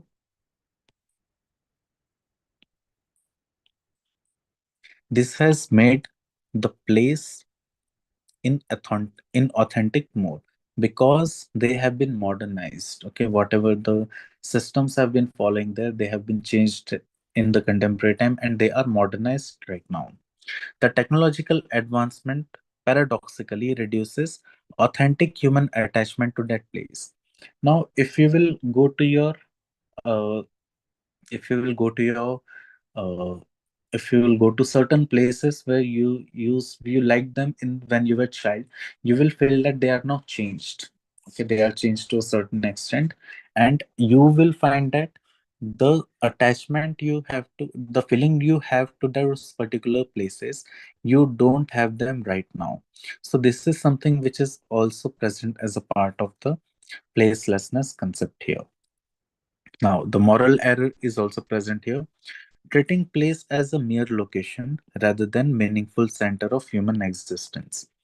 What we see here, like we not always feel of every place in the same manner. For example, if I'm going to a shopping mall, I will see that I was having certain. For example, there was a place which was kind of a shopping center, the local place, but now it is converted to a shopping mall. The old, we can say that the old markets, they have now been removed and the new markets are established there. So in this manner, what we will see that when you're going to the same place, the meaning which was attached to that place, now it is eroded completely. And now we will see that the old attachment of that place and the new meaning of that place, it is now in a conflict. So this conflict, it is called as the moral error, which is basically a meaningful center for the human existence was used to be there. Now it has changed here. Now, critical insight what we look here, the modern mobility and standardization like global mall chains, corporate architecture, franchise restaurants destroy the specific character of places, making them non-places, that is interchangeable locations rather than meaningful places. Uh, you might have went to Domino's for eating pizza. You might have gone to the McDonald's for eating burger. You might have gone to, we can say, a certain barbecue nations for eating your live food. Okay. You might have also go for the multiplexes for watching movies. So here, when you might have been child, when you were child, okay, I don't know about your generation, but when I was young, like 15 years, 16 years, and 17 years of age, We used to enjoy our movie in the single screen theater. We used to eat our food at the normal places where it was not a very big restaurant, but it was like dhabas. So we used to enjoy our food more at the dhabas, okay, because there at those time the concept of dhabas were very highly seen.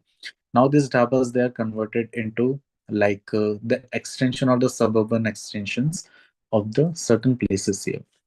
So what things or what we can say what experience we had when we were child, and now what things have changed in the contemporary time, it has changed the meaningfulness of that particular location. So this is something which is very much unique. This is not changing. This is now the that character which was present at that time, this is getting destroyed. So now we are going to multiplexes. So single screen theater now they are just 2 to 3 are present, or they are also getting converted into multiplexes in the contemporary time. So this is something which we see that it is very much changing in the contemporary time. So this is changing the concept of place and placelessness. Okay, so have you got this concept, or should I? If you have not got certain part of this concept, I can explain it again. You can write it in the chat box, then we will look over it.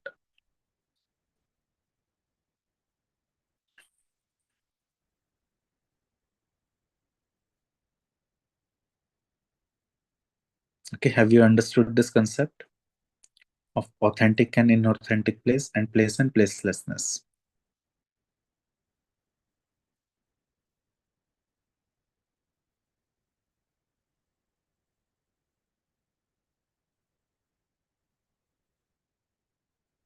If you have any doubt, you can ask it here.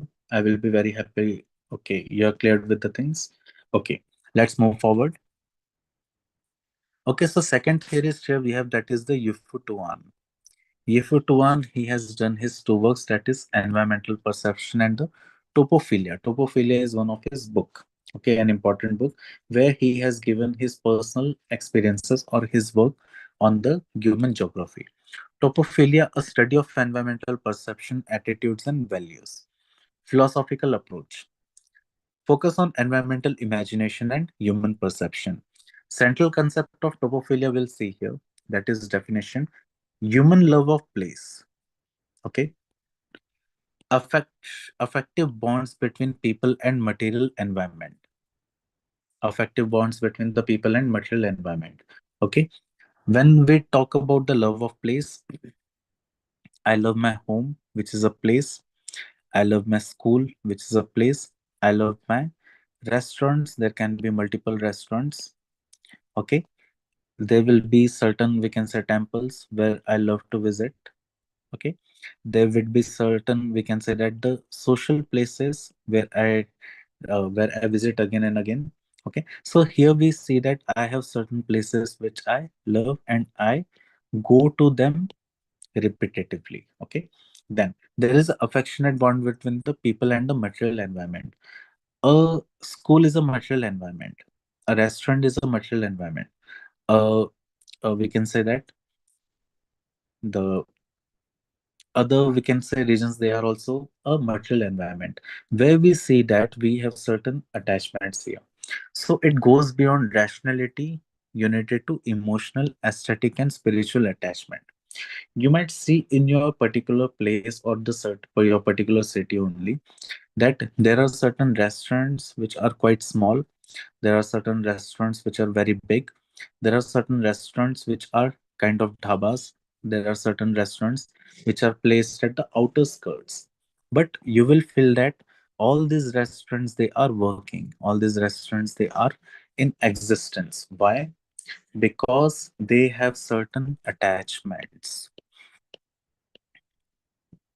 You might see that there are certain restaurants which seems unhygienic also, but still people visit there. Why? Because they have certain attachment to those places. You have certain emotional attachment. You have certain aesthetic attachment. You have certain, we can say, love or certain emotion which is associated with that place. Therefore, you visit those places often again and again. So this is giving us a key question. How do people feel about the places they inhabit? Okay, so the feeling that we have here, it is associated with the attachment. So this is seen very closely from the people who are visiting those places again and again. Okay, thus we see here three dimensions of the human beings with respect to the topophilia and the environmental perception. Number one, the biological organism, that is the physical needs. The social being, that is the community and culture. Number three, the individual, that is unique consciousness and values. When we talk about the biological organism, we talk about knowledge, we talk about food, we talk about water, etc., which are basic to us, which are satisfying our biological needs. Then about the social needs, we call about uh, we have certain social places like parks where we visit again and again. We have certain cultural festivals where we share our culture. So these are certain social being. Then there is an individual being where the unique consciousness and values are present. For example, you are here in front, we are discussing something. So here we are having our unique consciousness, which we normally have through certain lectures or reading books or by looking at certain personal experience by meeting certain person of expertise basically. For example, you might meet certain, we can say, religious leader for the spiritual insight. You might meet certain teacher for gaining certain knowledge. So this is unique consciousness and values which we gain through our individual perception here.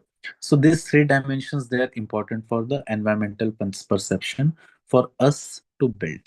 So here we always have a search for the ideal environment. Ideal environment means you can study at your home, but you are going to the library for studying because library is considered as ideal for studying.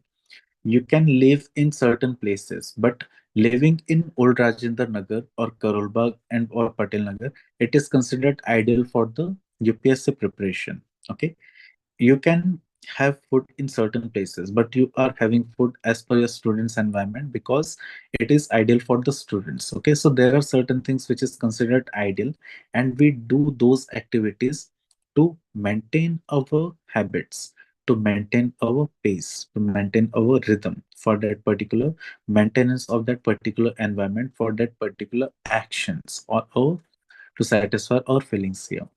Thus, each person searches for environment suiting all three dimensions here, which are provided here: biological organism, social being, and individual. Ideal environment is dynamic, changes with development of society and culture. Okay. Now, uh, if you have went to Karol Bagh 15 years from now, that is in 2010 or 2011, you might see there that uh, the coaching institutes were just few. I think 10 to 15 institutes were there. The one of the pillar there was a central institute, and to take admission in that institute, people used to form line during the night time only, and it was not a digital system which is present in the contemporary time.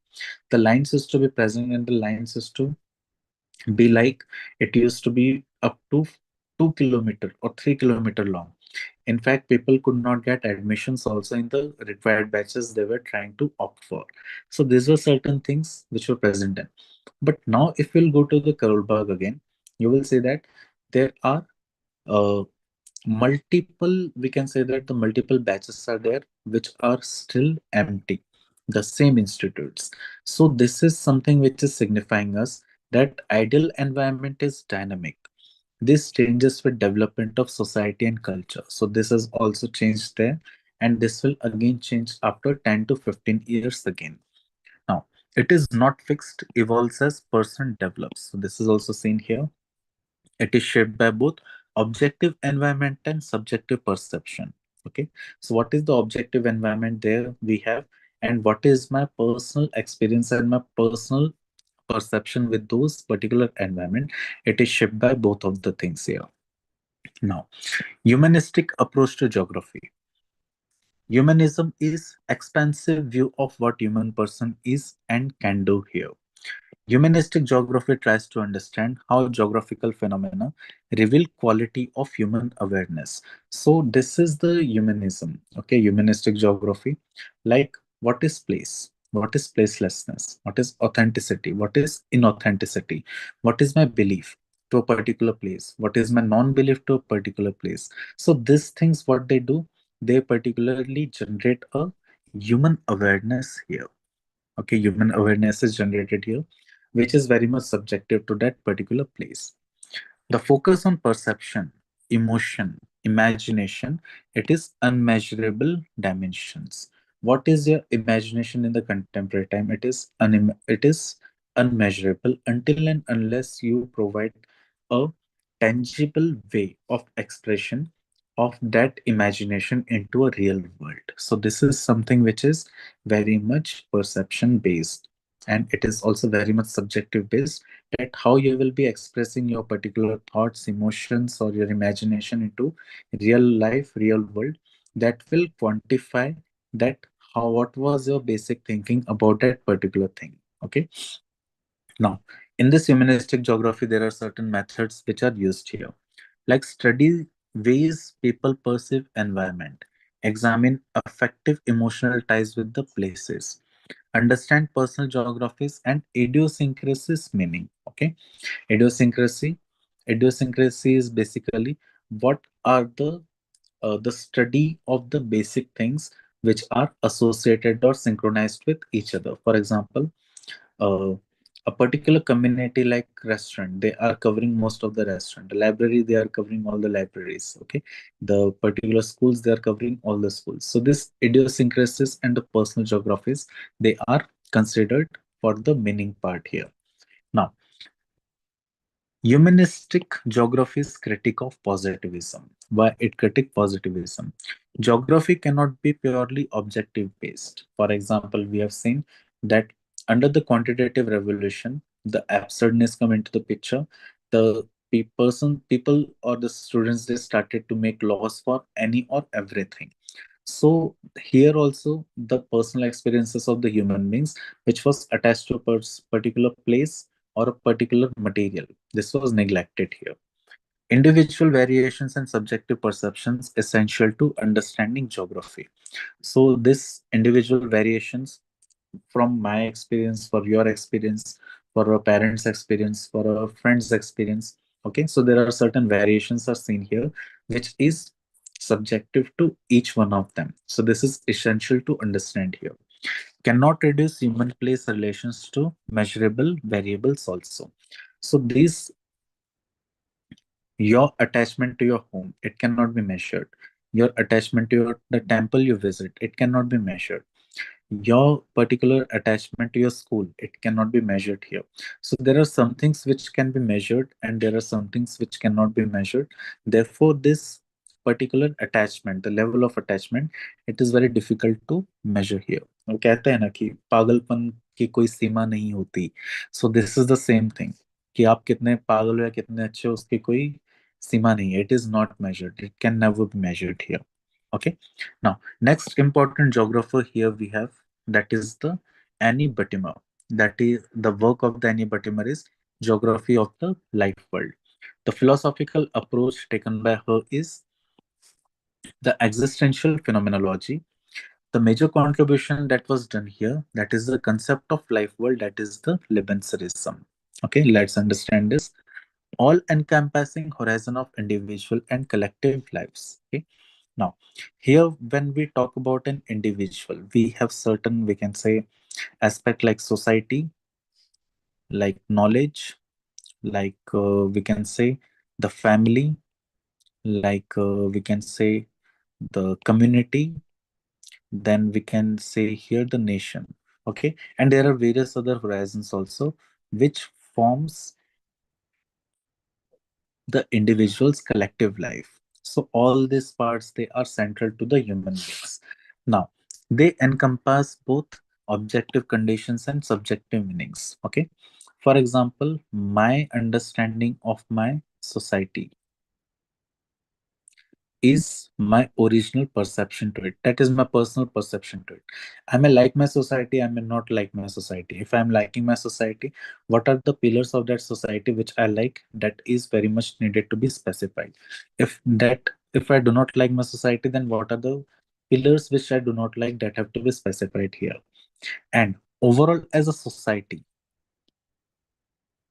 that have certain meaning here, which is seen from the broader perspective. Like society is something where people live, they exchange their culture, they exchange their knowledge, they share their thoughts, beliefs, okay, and everything what they do that is done within particular uh, scale. You have certain, we can say, meaning to those particular social structures.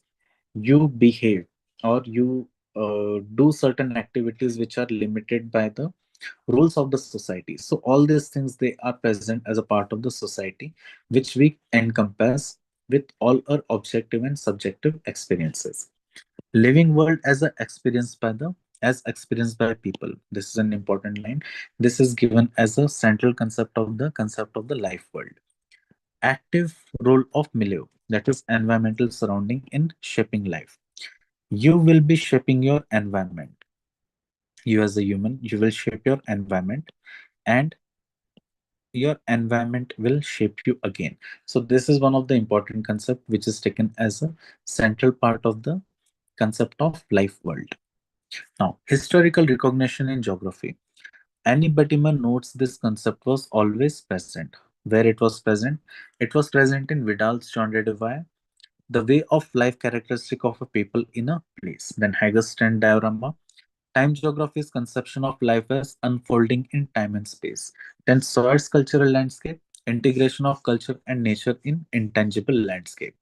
Then central concept also of the place. Okay, the place concept which is given by Ralph here. Now, definition of place, not merely a location. It is an abstract point in the space. Okay, we have already discussed it. Rather, area where people attach meanings. Okay, discussed, represents resonance between onset oneself and the world. Okay, subjective and the objective aspect.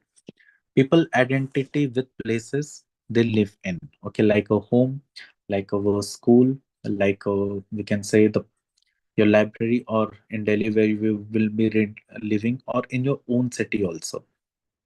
Places can be real or imaginary, that is dreams, diasporic imaginings. Okay, for example, if you are going to USA, you will be living that particular place or scenario. That is also quite subjective. And here we can say that this can be real or it can be imaginary also. Difference from the location. Okay, how the place it is different from a particular location.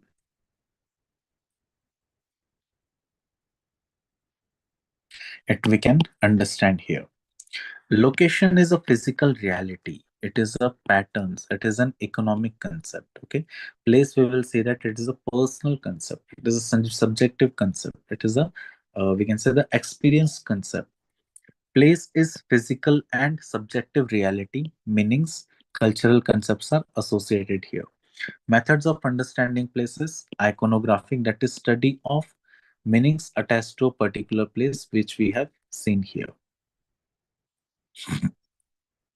Now, dynamics of place, that is home and reach. So home and reach is also important, which is given by Batima here. Two reciprocal movements, that is a home and a reach. Home is a center where we rest. Reach is a place of work. It is outward from where we live. So most life forms need a home. Okay, we need a habitat. If we do not have a habitat, obviously we will die early, or we will just get extinct. The place of belonging and identity. If you're living in a place but you do not like that place, you do not like to live in that place, so this will also result in the erosion of your particular identity and yourself. You will inside yourself you will feel that there is something missing in this place, and you will actually result into certain kind of illness or something else also. Center for which horizon extend. You can extend your horizon. You can read there. You can sleep there in that place. You can have food. You can You can invite your friends. So there are certain extensions which you can do in that particular place. Then reach or outward or work here. Horizons reach outward from home. Okay, so it is away from your home. Work, economic activity or exploration. You can go for tourism, you can go for certain businesses or work, or you can go for certain kind of entertainment activity also. It is outward focused, engage with the world there. Life world bound between these two poles, that is the home and reach. Okay, the for example, not only humans, but if you will see a tiger, tiger will be living in their home. They will be moving to a particular place for refreshment or for hunting, and they will be coming back to their home here or the places where they're. There will not be a very much difference between the place where they are living in and the place where they were hunting, but still there is an attachment for them also. People, same thing applies to the human beings. People's meaningful existence depends on healthy balances between the home and the rich. So you need to understand that the place you are living right now, you have to make a balance between that place and the place you are working right now. Home provides security and identity. Rich provides growth and engagement. Disruption of earlier either creates the existential crisis. Now, something we will see here, that whenever we mix the home and the rich, the more we will mix them, we will create an existential crisis, because this place, it is having certain meaning attached. It will disturb you in the form of psychological aspect. This is very much important for us to understand that what is home and what that home is for, and what is rich and what that rich is for. We can overlap them to a certain extent, but we can never completely intermix both of them. This will always result into an existential crisis. Now, centering versus the centralization, another concept of Batima. The abstract objective concept is provided. Focus on central places, central businesses district is provided. Outsider's view of space as a system is provided. Quantifiable, mappable, analyzable concepts are provided here. While under the centering part, which is a humanistic focus, here, subjective and insider's perspective is provided, personal community identification with place is provided, recognition of multiple centers, that is home, work, sacred sites, is also seen here as a part of the centering, which is humanistic focus here. Now, it cannot be fully mapped or quantified, but a centralization, it can be fully quantifiable, it can be mappable, and it can be analyzable here. Next important Next important theorist here we have, that is the David Simon. David Simon is not very much important, but he has given the work of Geography of the Life World, Movement, Rest and Encounter. He has also taken the approach of existential phenomenology. His focus is on people's day-to-day experiences and behaviors associated with the places they inhabit. Okay. Then next we have the David Lay, that is urban social geography. Okay, not very much important, we'll just go through it. Philosophical approaches, existential phenomenology applied to the urban context. Major work, Geography Without Man, critique of quantitative revolution. Central argument is the spatial science approach tried to exclude the human from the human geography. This is contradiction in the terms. Okay, you can go through his work also. Okay, so we have here the work which is done by him. Now, next section here we have the major themes in the humanistic geography, which we have already covered. That is the concept of place, the personal geographies. Okay, I will just go through it in short. Number one, we have the concept of place. Concept of place we have already seen. It is given by Edward Rell. So it is central to the humanistic geography. Place is not mere a location. It involves the study of both physical reality and subjective meaning which is attached to that particular place by the people. Characteristic, culture concept, not just economic, represents area where people attach different meanings like temple, home. We do not call it, we can say, We do not call it as just building. We call it as home because in home we live, in building we stay. So we do not stay at home, we live in home. Okay. It can be real, experienced, or imaginary, that is dream or nostalgia. Personal identity tied to a place identity. Study requires iconography, representation of meanings here, or interpretation of meanings. Distinction from location. Location is abstract point in space. Place is meaningful, human centered, that is humanistic focus. Theme 2 is personal geographies. Personal geographies we have seen in the work of Battima. Human as most superior life form with special capabilities for thought, reflection, imagination, creativity, and interpretation. These are central to the personal geographies. Humanistic geography concerned with studying these subjective dimensions through interpretation of personal experience, meanings, and life histories is also seen here. Then, the concept of crowding and privacy. This is also one of the work which is given as a part of Batima. It creates physical and psychological stress. Cultural and social institutions helps to individual to cope up. Okay. Now, there are certain things that you can do in crowded, but you cannot always live in a crowd. You need certain personal space. Similarly, you cannot live always in privacy. You have to go out and mix with the crowd.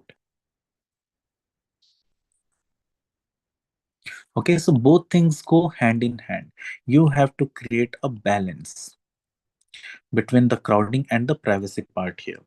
Different societies have different thresholds and coping mechanism with the crowding part also and with the privacy part also here. The privacy and solitude we'll look at, essential to human thinking and decision making. In solitude, person creates personal world carried internally, contributes to sense of self and identity. It varies culturally and individually also, that how much a person can live in privacy and solitude. Under geographical implication, understanding how different people and cultures experience and value space, crowding, privacy is essential to humanistic geography. For example, Gautam Buddha, he also remained in solitude for around 7 to 8 years. And when he got enlightenment, he started to intermix with people. He started to build community. He started to spread his knowledge. So after that, we will see that he had certain time period under which he used to remain in solitude, practice Buddhism, and after a particular time period, he used to preach his knowledge, preach teachings to the different people of the world there. Okay. Next theme is religion and linguistics. Okay, the religion and the linguistics, it is a central theme for the Yifu Tuan. Now, religion, belief systems mediating between people and environment, shapes attitudes towards nature, places, and other people, creates sacred geographies like pilgrimage sites, temples, sacred monuments, influence settlement patterns, land use, and resource management also. While linguistics is an important part, the language shapes how people understand and describe the world. It is very much important. Subjectively, whatever you are understanding, but language is something over which you explain your subjective experiences to the world. Therefore, language is an important medium of the expression of your subjective experiences to the world here. Different languages encode different geographic knowledge. Place name reflect the cultural meanings and the histories. The language mediates and human environment relations are also taken up likewise here. Now, theme 5 is that is livelihood and the economies. Humanistic perspective, all individuals are economic planners making daily choices. Okay. Every person, either he is sitting idle at somewhere or he is working or she is working, they are economic planners making daily choices. Okay, because we are eating something, we are wearing something, we are having certain things with respect to us. Even if we are giving knowledge to certain people, it is used in the economic perspective in one or the other way. Study extends to how people use economic rationally in the daily life also. The balance between the economic necessity and cultural values is also taken up here.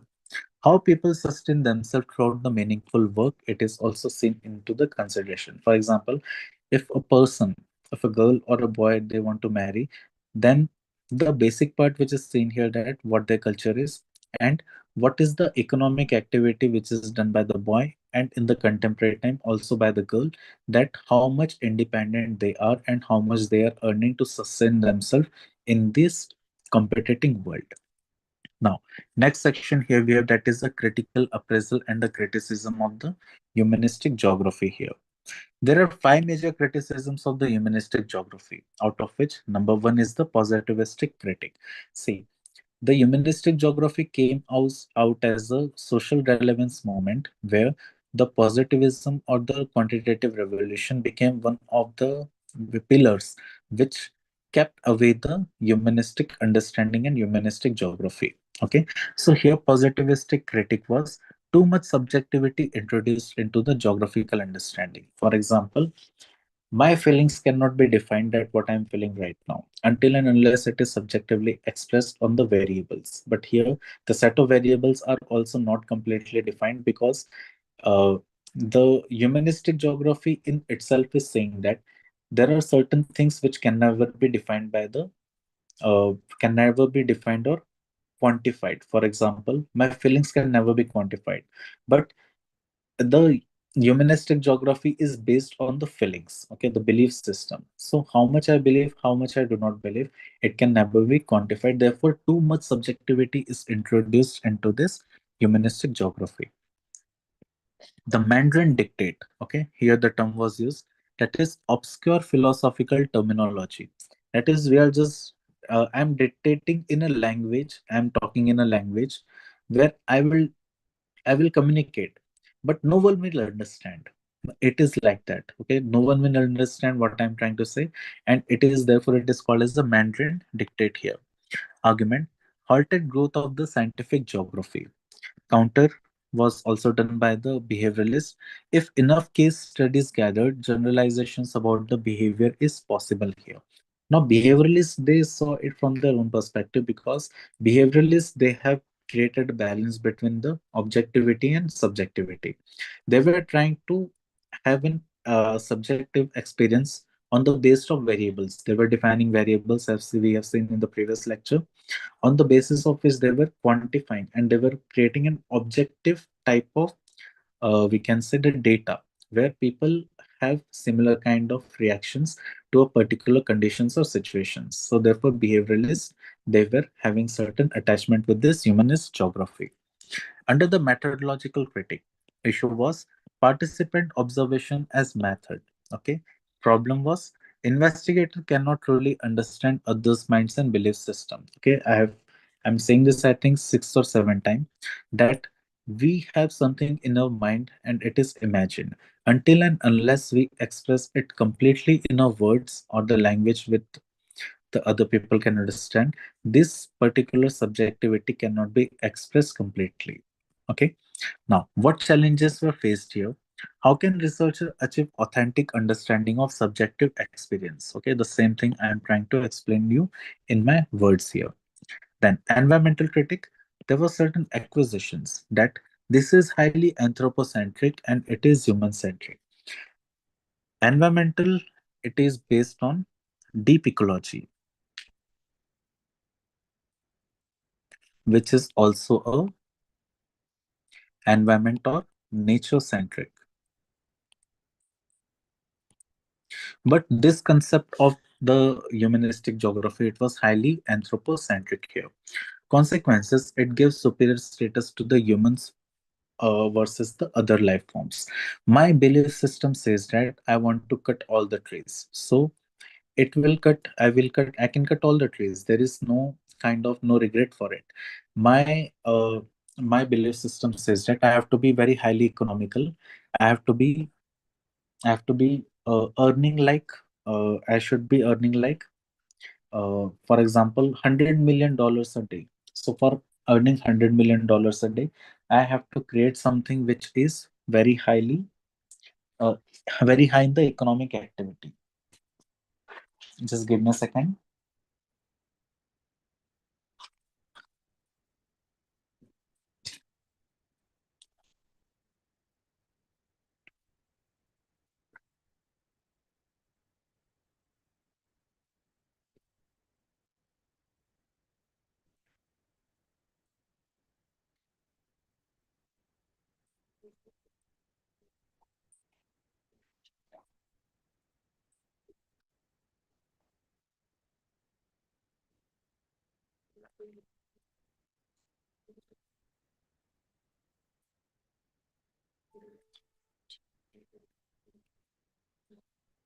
Okay. Okay. So here we will see that the same thing we will see as a result. It it provided rationale for environmental exploitation here. Okay, my belief system,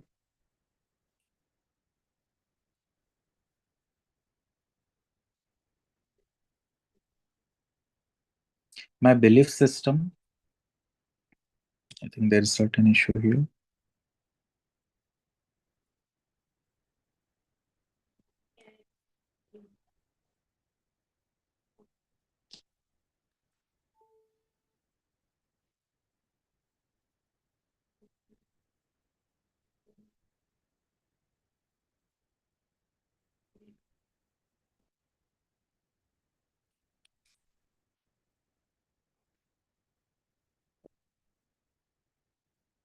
Okay, so this belief system, it may result into the rationale for the environmental exploitation as it is done by the capitalist in the contemporary time.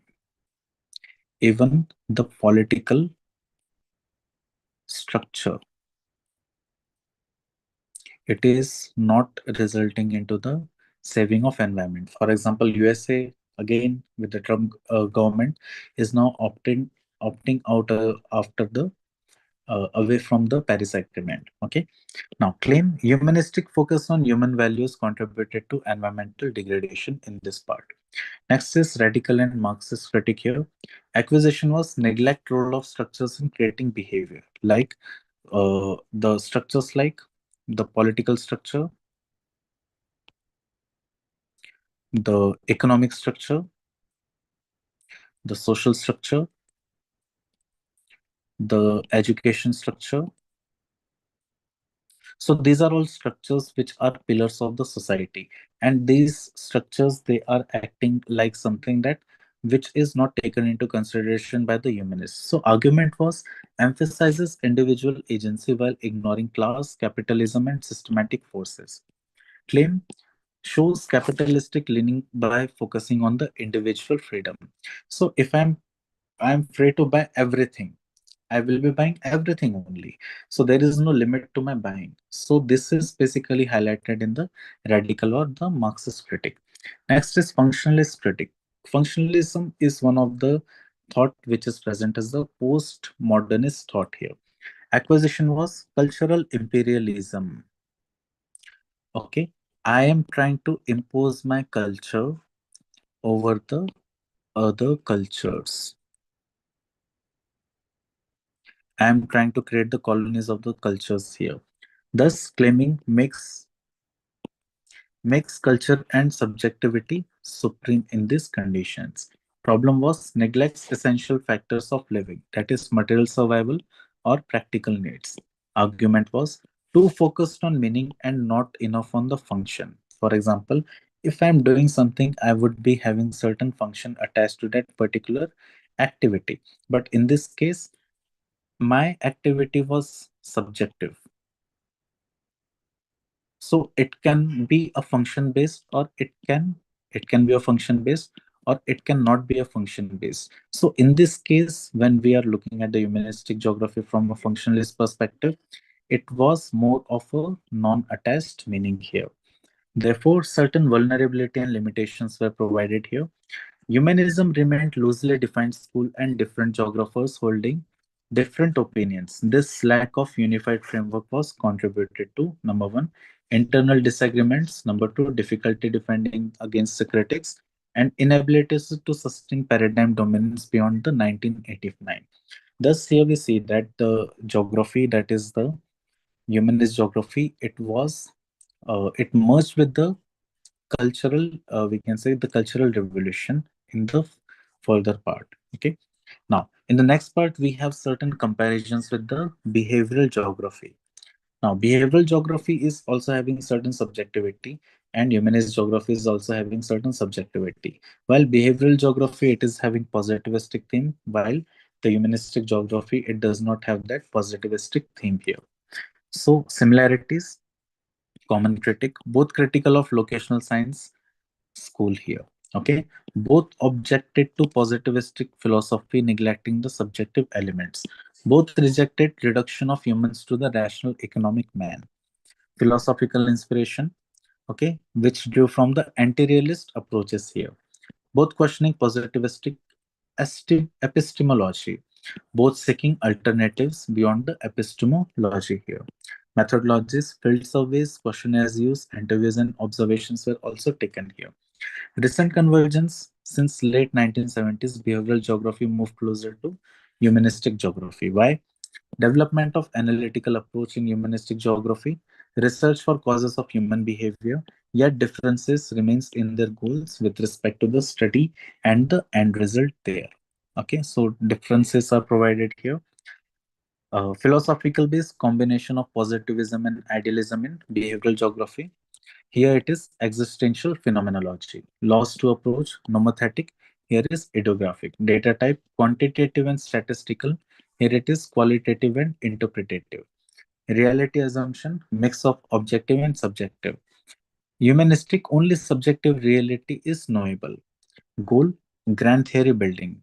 Here goal is understanding lived experiences. Methods, statistical procedures, literary criticism, hermeneutics, and the reflection here is used here.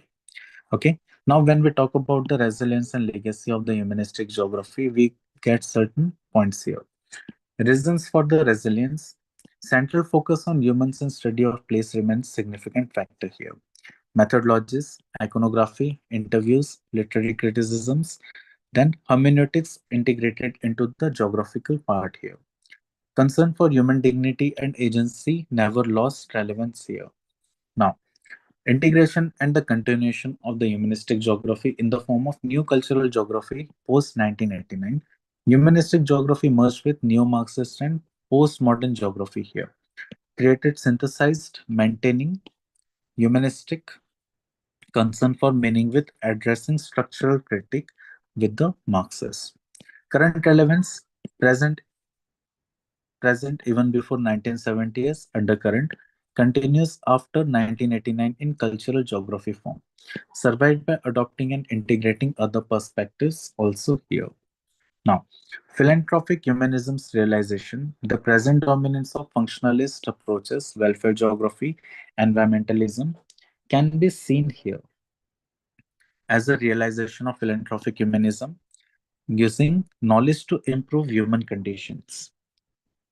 Okay, so in this way, we end here the part of the human geography or the humanist geography. There are certain case studies provided here. I will be going through one case study so that it is more doable and understanding for us. Okay, the case study here we are looking for Delhi's gentrification and loss of the authentic place, that is Ralph theory. Theoretical connection. Edward Ralph connects concepts of authentic versus inauthentic attitudes and placelessness. Context. Delhi's transformation from colonial city to neoliberal metropolis exemplifies Ralph's warning about loss of authentic place through commercialization and standardization. This was first part. Now, when we look at the authentic Delhi, we'll be also looking at the inauthentic Delhi here. Old Delhi, world city, labyrinth streets, specific cultural geography of communities, short tenements with extended kinship network, local sweet shop, spice market, textile dealers, mosque, temples, Sikh gurudwaras creating sacred geography. Specific acoustic, olfactory, and visual character were present. Residents belonged through generations and community ties were seen here. Insider's perspective, this is a particular home. But now it is changed to the inauthentic Delhi post 2000s. How? Cyber Hub, Gurgaon, glass and steel structures identical to Bangalore, Mumbai, and Singapore. Some anchor stores like Starbucks and McDonald's, okay, hundreds of them are there right now. Same layout, same aesthetic. Person in cyber hub mall experiences no connection to Delhiness. Delhiness is not present. It is something modern, and you can find the same thing in USA. You can find same thing as Canada, Australia, Japan, and South Korea. But it is not looking like Delhi no more. Designed for consumption, not for the community. Outsider's perspective, this is just a location and not a place. Delhi does not seems like Delhi. Delhi just seems like one of the modernized city of the world here. The standardized residential spaces where we were talking about the gentrification. Apartment complexes with identical units, amenities, and governance. Replace neighborhoods with the specific character. Residents are transient, corporate transfers, and job military. No sense of belonging, only temporary occupation in Delhi. Weakening of local community and shared meaning is seen here. Loss of genius loci. Okay, that is the spirit of place by the anybody now. Specific character of Old Delhi being lost to homogenizing development in the region. Young Delhiites grow up in placeless spaces like malls, apartments, and highways. Authentic knowledge of place, that is understanding Mughal history, specific neighborhood character, it is declining. Replaced by mediated, standardized experiences of spaces there. Thus, looking at the humanistic analysis, Ralph would see Delhi's transformation as tragic loss. The city increasingly consisted of non-places, interchangeable locations serving commercial functions rather than meaningful centers of human dwelling. Authentic insiders with deep knowledge of place are being replaced by the transient outsiders who are just coming there for a temporary visit there. Okay, then moral dimension of the Ralph, treating place as commodity, that is real estate, rather than meaningful human center is a moral error in this context. Modern Delhi privileges consumption over dwelling, movement over belonging. Okay, thus this is specifying us a case of Delhi which is seen from the humanistic perspective. There is case study 2, you can also go through it. There is case study 3, you can also go through it for your better understanding of this context here. Okay, there are certain sections which are provided here. Certain questions are provided like evaluate humanistic approach in geography. You can write a question, answer for this question. How does humanistic geography differ from the positivist approach? It is also specified in this particular lecture also. Discuss the concept of place of geography. Place in geography. This is previous year asked questions. Critically examine the role of subjectivity in geographical inquiry. This is also previous year question, but this is, we can say, the most important question here. Write an answer for this question. Okay, we'll discuss this in the next class evening session. Okay, so uh, any doubts in this lecture? Any questions? Any doubts would you like to ask or address? I will reply it here. Any questions? Any doubts? You can ask me.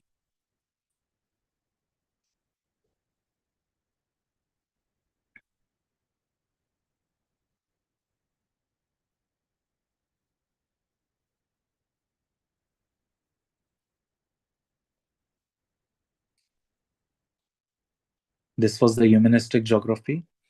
Any questions? Any doubts? Doubts? No doubts. Okay.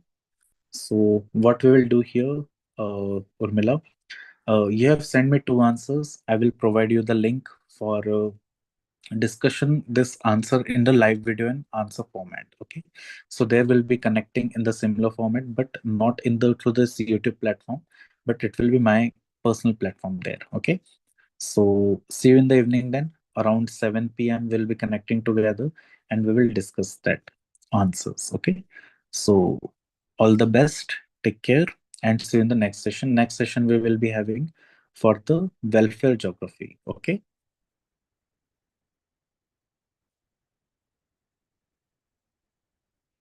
Okay. Take care.